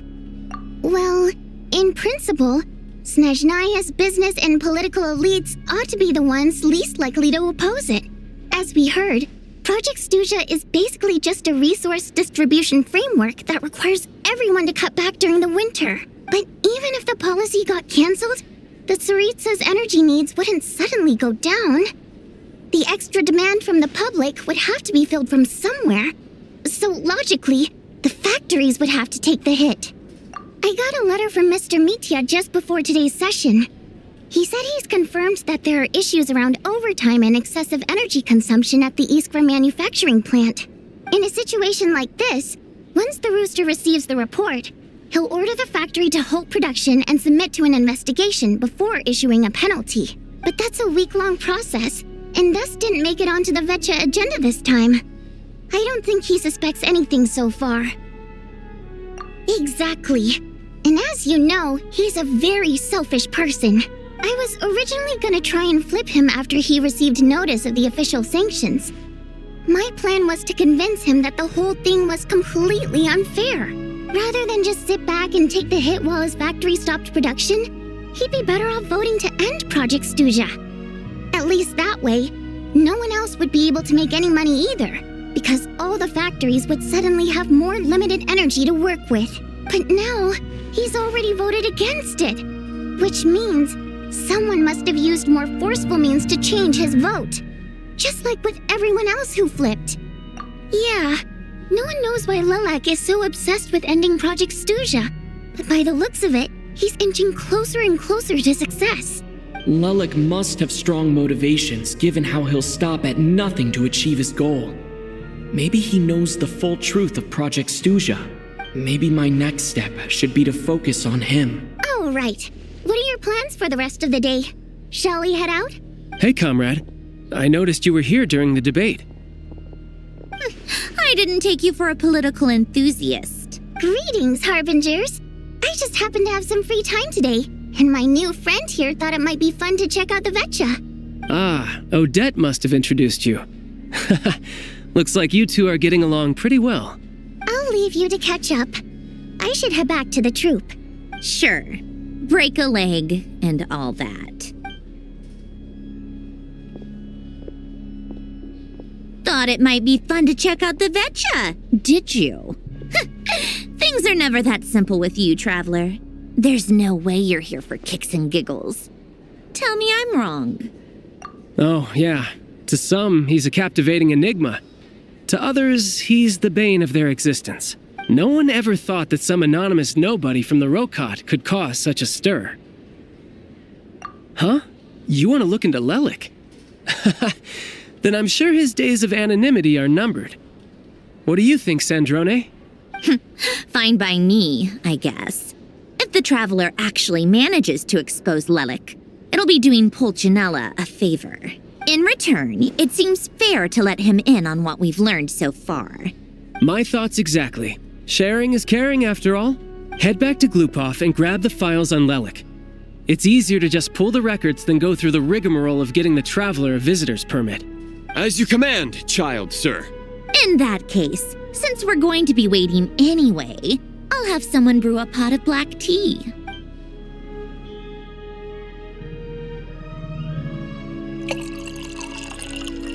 One common thread among the many incidents Lelik has been involved in is that the victims are all too scared to share any real information about him. Clearly, he must have threatened them in some way. His modus operandi is to silently infiltrate the scene and leave a threatening letter behind. But neither the letters nor the crime scenes ever yield any clues to his identity, so all these files have to offer are short statements by the people affected. They don't give us a lot to go on. If nothing else, it shows we're dealing with a trained professional who's versed in counter-surveillance. Yes, and to that point, he often strikes in highly secure locations. The victims are high-ranking and influential people who take their personal security very seriously. Somehow, Lelik slips right into their rooms without making a sound. There's never any eyewitnesses, nor the slightest trace of a break-in. If he can get in and out undetected, it means he can strike without warning. Not that that's ever happened so far, but the thought is enough to scare these people sleepless. It's hard to believe that a human being could pull this off flawlessly every time, so they switched the focus of the investigation to Faye. Unfortunately, no one's found anything yet. Careful, don't underestimate me. Although truth be told, I'd probably find it hard not to blow my cover. Direct confrontation is more my style. We haven't ruled out the possibility of Lelik being human. It's just, there can only be a handful of people in all of Teyvat who'd fit the profile. Faye, on the other hand, plenty would have the ability, but few would have the motive. No, not as strong as me. You'll never find the culprit with criteria like that. Let's go with a little weaker than me. There's no denying that Master is strong.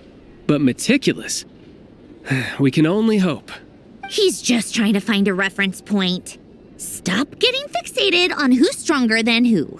But that's the most important thing. In my opinion, anyway.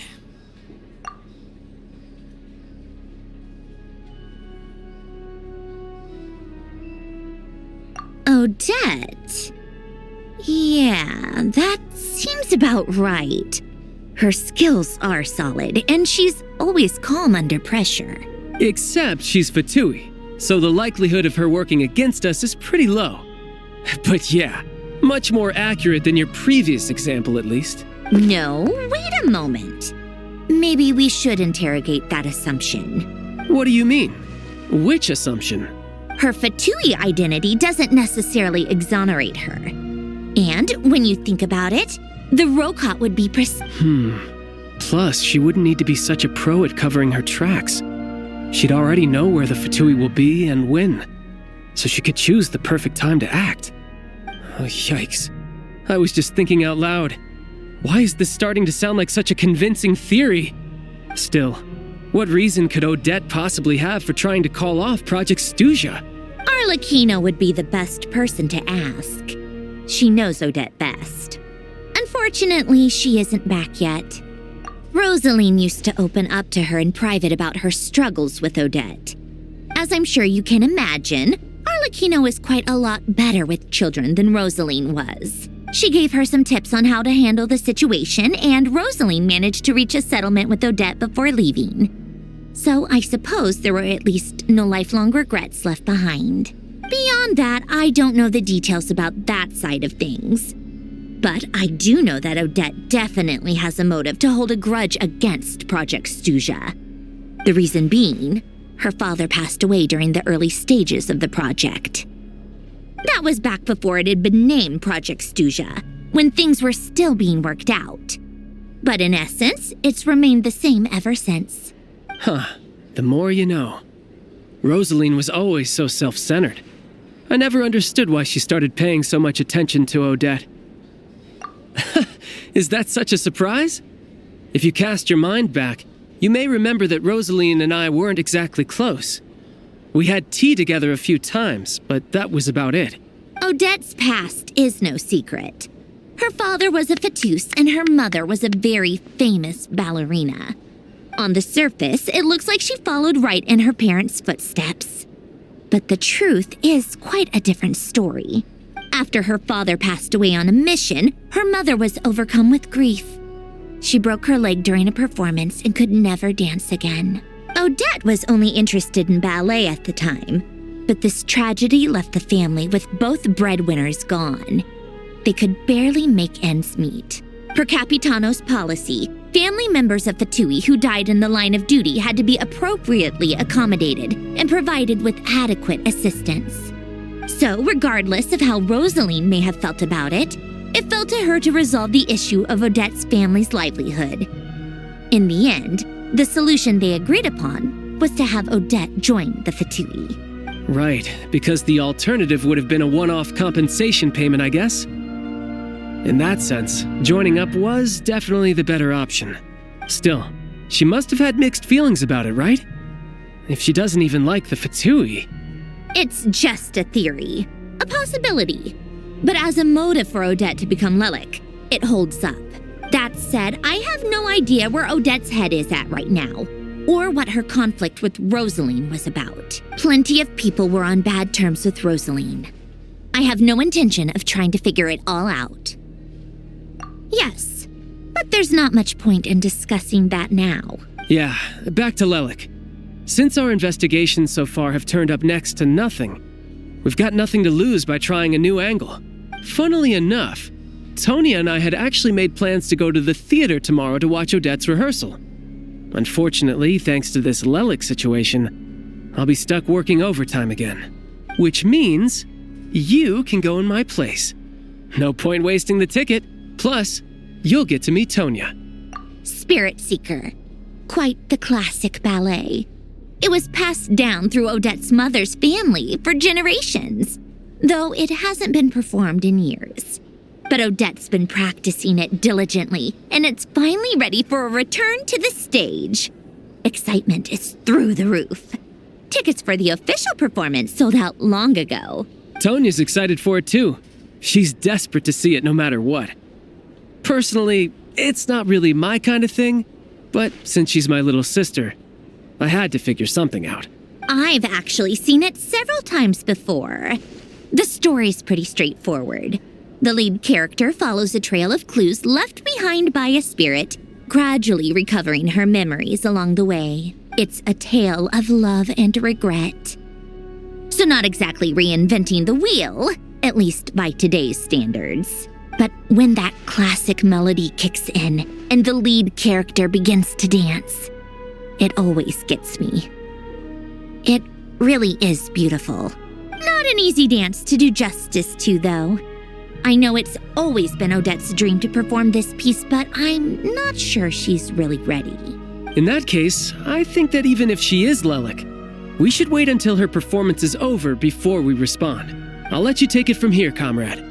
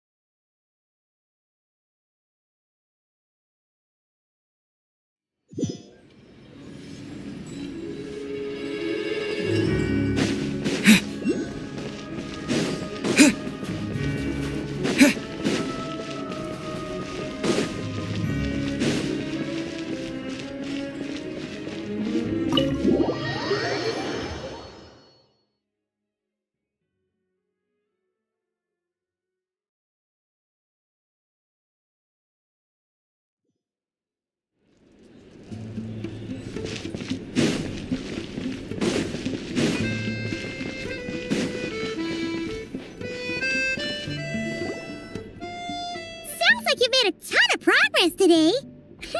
It's good that everything's going so smoothly.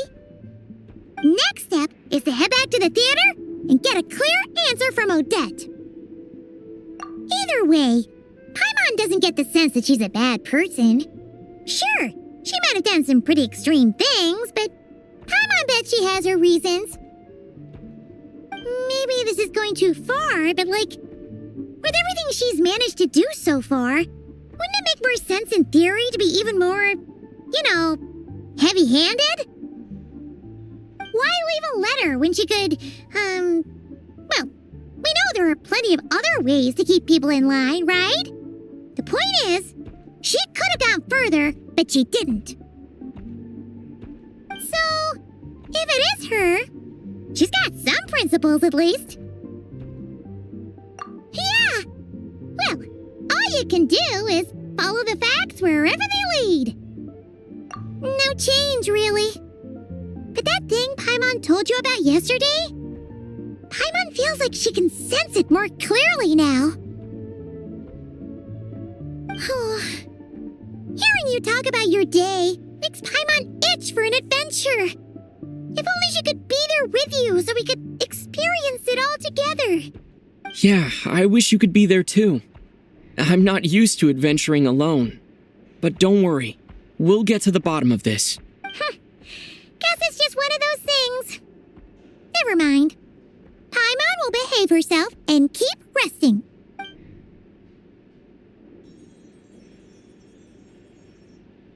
If Odette is Lelik, she may well have inside information on Project Stuzha. Her father was involved with the project's early implementation and tragically died in the process. Now, she's dedicated herself to bringing it to an end. It's hard to imagine she could have gotten this far without knowing anything at all about the Tsaritsa's true intentions. When she spoke to us as a member of the Fatui, how much did she let on? And how much was she hiding? Only time will tell. Maybe tomorrow, everything will be answered. Hey look! It's snowing! Could be a tough day ahead. Make sure you wrap up warm tomorrow.